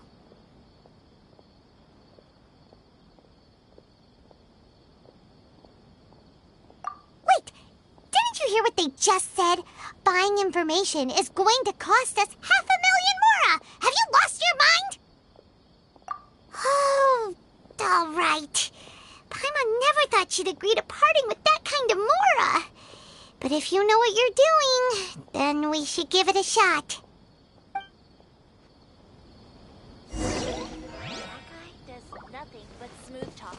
Out of all my commissions, I enjoy making jewelry for newlyweds the most.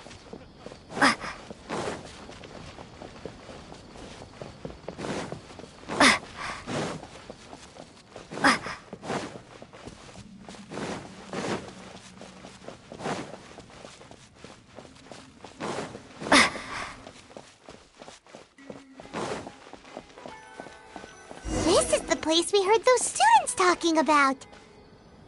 Let's find a seat somewhere and see if we can spot the group they mentioned.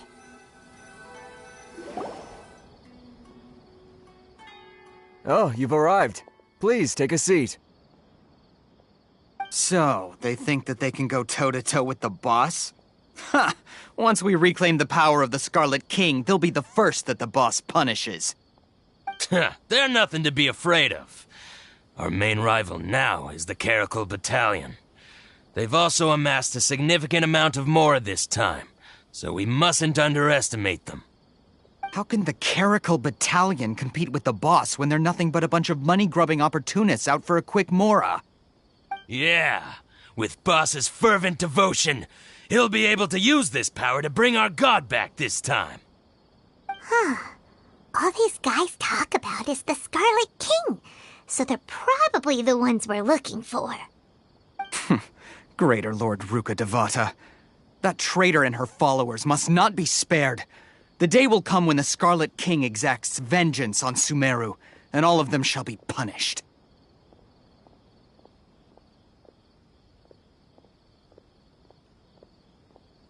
Yeah, Paimon was wondering what they meant too. We should ask about that if we get the chance later. Got it. Oh, so then what happened next? Should I adjust the shipping schedule? Welcome. Huh? Who are you? What do you want? A student? Huh. What's a student from Sumeru City doing in Port Ormos? Ah, well, if it's info you want, you've come to the right place. The question is, can you afford it?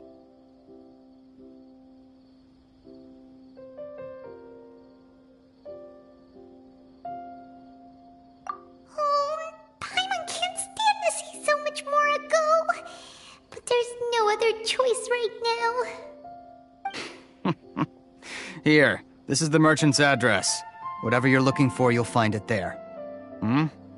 Well, what are you waiting for?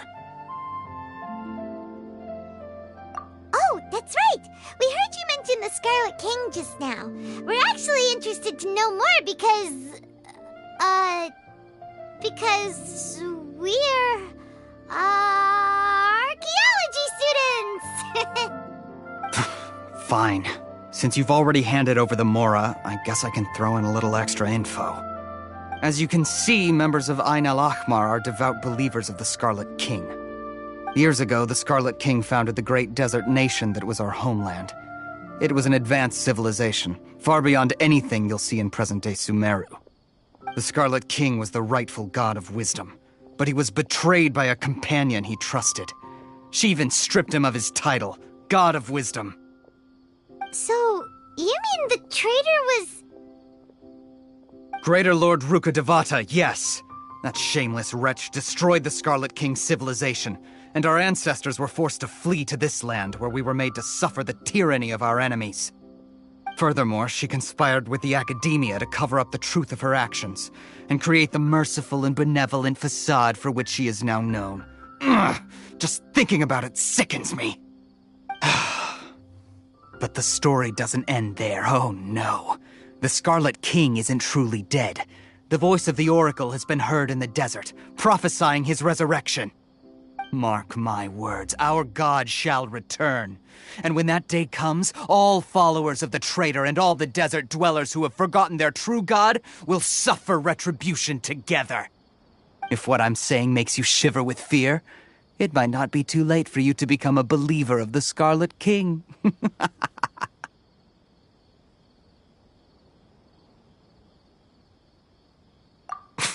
I don't have anything to say to you Academia people about that. I think this conversation has reached its end. Not just yet. This man is a fraud. Huh? You again? Deranged Academia lunatic. Yes, it's me again. I already warned you that if you weren't willing to sit and discuss things with me, I'd take measures to make things uncomfortable for you. Listen to me. That address he gave you is fake. Or at least, you won't find a merchant waiting for you there. This group has been boasting all around that they can provide information on a certain item as a means of luring people into their territory. Once you show up, they keep up the act until they have hard evidence that you want to purchase said item. Then they use that to squeeze you for all the mora you're worth. Hey! Shut it, althaitham! What are you playing at, trying to ruin our business like this, I told you the other day. I wish to discuss my terms with your boss. Ha! The boss made it perfectly clear that he won't negotiate with you. Yes, and in no uncertain terms. But that was then. It does not preclude him from changing his mind in the future. I'm warning you. Don't push us, or this could get ugly. We don't usually get rough with people from the Academia because it just complicates things.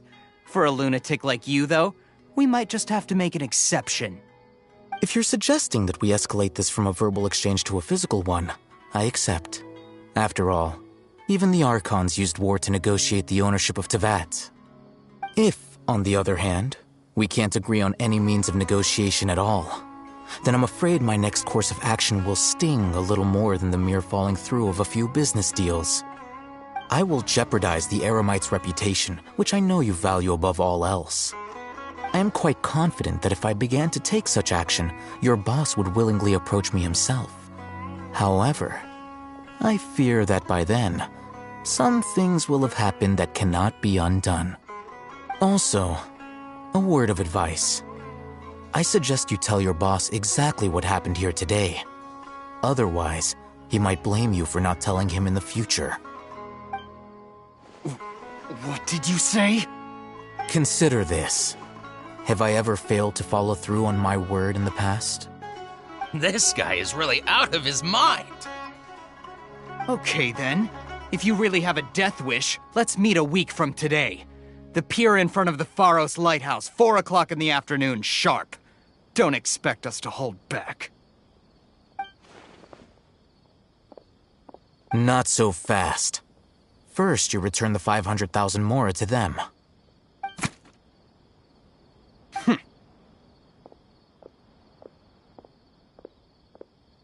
Please, I beg you, don't provoke them. We can't afford any trouble with this crowd. They haven't even paid for their food yet. Ah, Mr. Iman. There appears to be fewer staff in the restaurant recently.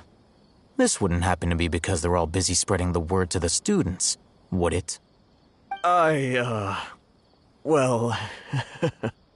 Someone who chooses to do business with a group like that really can't afford to get so flustered the instant someone confronts them about it. Consider the meal compensation for our silence. I'd say you're getting an excellent deal. Whoa, did you see that? He not only got us our mora back, but sent the Emirites running too. Plus, He seems to know a lot about what's going on around here. Let's catch up with him and ask some questions. He went that way! After him!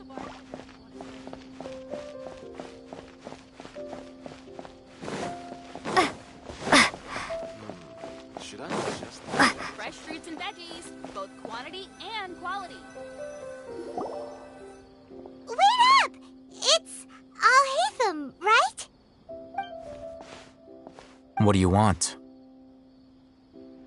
No need for thanks. My goal was to get to them, and you two gave me just the opportunity I needed. We're even. Oh, I advise you to keep your distance from them. Since they weren't able to make off with your Mora in the end, they might harass you again in the future. All right. Goodbye. Hold your horses! We still have something to ask you about! Since you tore through their scam right in front of them, you must know the real story about certain something, no? Who exactly are you two? And why are you inquiring about that? A student. Right.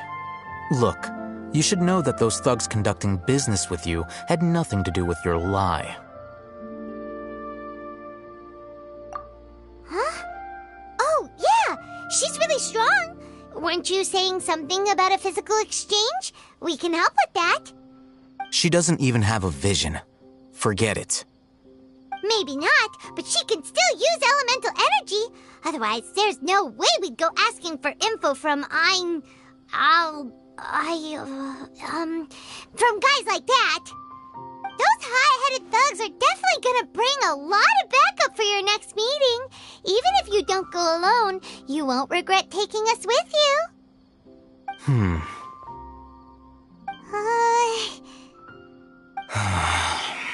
All right. I accept. Got a pen and paper? If you're searching for someone who sells that kind of merchandise, I'll give you one of their addresses, and you can try your luck. We'll reconvene at the appointed time by the pier. It doesn't matter if you show up or not. So, since you were happy to give us this merchant's information, does that mean you can tell us exactly what we're after? You were willing to part with 500,000 Mora for something and you didn't even know what it was? Okay. Well, if you truly are as skilled as you claim, then you can beat the answer out of them when they become hostile. Look, if you've been making inquiries, then you have to know something by now. Tell me what you know so far, so I don't waste time repeating information. We know it's connected to the academia somehow, and that not only do the Eremites deal in it, but some students want to get a hold of it too. What else? You know almost everything there is to know, but you're unable to compile this information because you've never seen the object before. This is what you've been looking for. Huh? Paimon can't tell what it is. It looks like some kind of ornament. This is a knowledge capsule. To put it simply, it's a vessel that can store a fixed quantity of canned knowledge. It's like a miniature Akasha.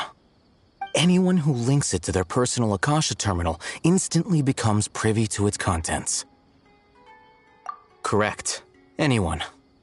Unlike the Akasha, which heavily regulates who can access what information, knowledge capsules confer their contents without any requisites. That's amazing! It's essentially a convenient and harmless vestibule for knowledge. Unfortunately, it's illegal in Sumeru to privately possess or trade them. They were created as a means for scholars to transfer knowledge gained from Irminsul into the Akasha, and are intended to be destroyed immediately after use. But despite strict regulations, some of these knowledge capsules will always escape destruction. After all, there will always be those in this world who are dissatisfied with life as designed for them by the Akasha and wish to change their fate. Over the past century, a wide variety of canned knowledge has been leaked from the academia. Now, in Port Ormos, the valuable ones are a means to Mora for the Eremites.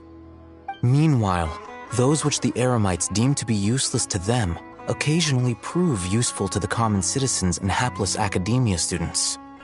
Well, I think that about sums it up. Ah, so that's your true objective. With our current arrangement, I don't believe I can offer an answer. You're still resolved. Fine. Let's talk somewhere with fewer people.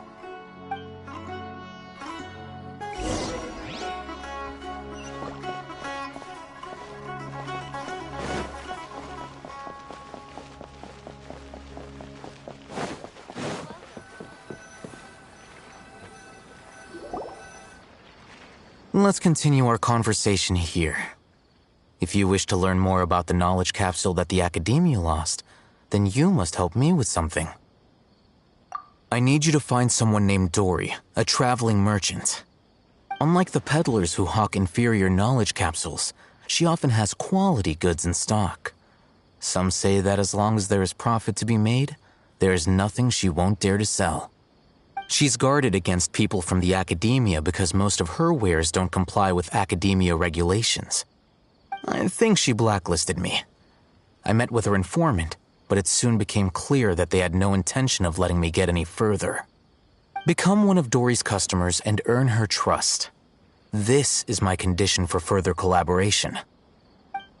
Why do you want us to meet with her?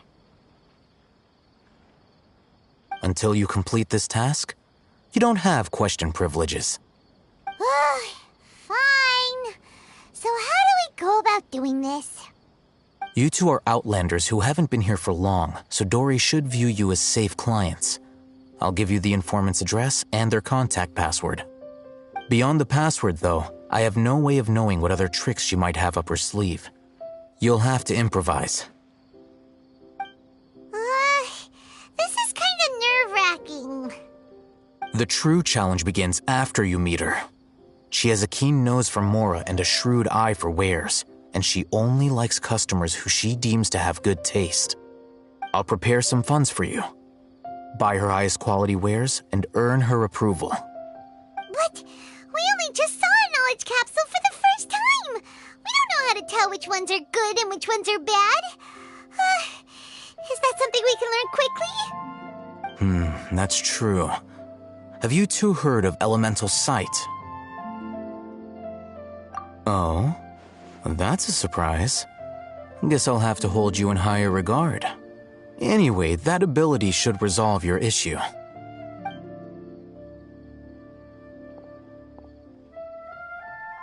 Here are 2 knowledge capsules. Tell me, can you detect any difference in their quality?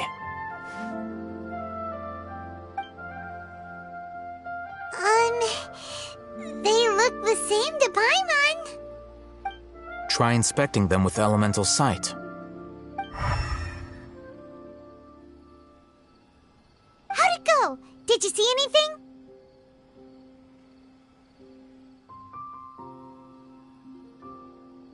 Rumor has it that higher quality knowledge capsules generally appear brighter when viewed through elemental sight. That's because knowledge originates from Irminsul, the root of Dendro power itself. The more powerful the knowledge, the richer it is in Dendro energy. However, some canned knowledge with a high concentration of elemental energy is of little use in contemporary times, so those capsules are of little value. Using elemental sight is merely a stopgap measure, but it should suffice for earning Dory's trust. That sounds pretty impressive. Here's a sheet with the informant's location and contact password, and here is the Mora for purchasing canned knowledge. Don't be cheap. You'll need to spend to catch Dory's eye. If there's any Mora left over, just keep it. Oh, and be sure to exercise some caution. There have been Matra present in Port Ormos lately. Your efforts will be for naught if they catch you. Matra?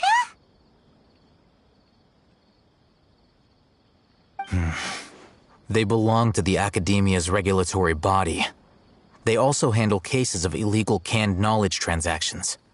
Like I said, the Academia has banned both their trade and possession. The Matra are razor sharp.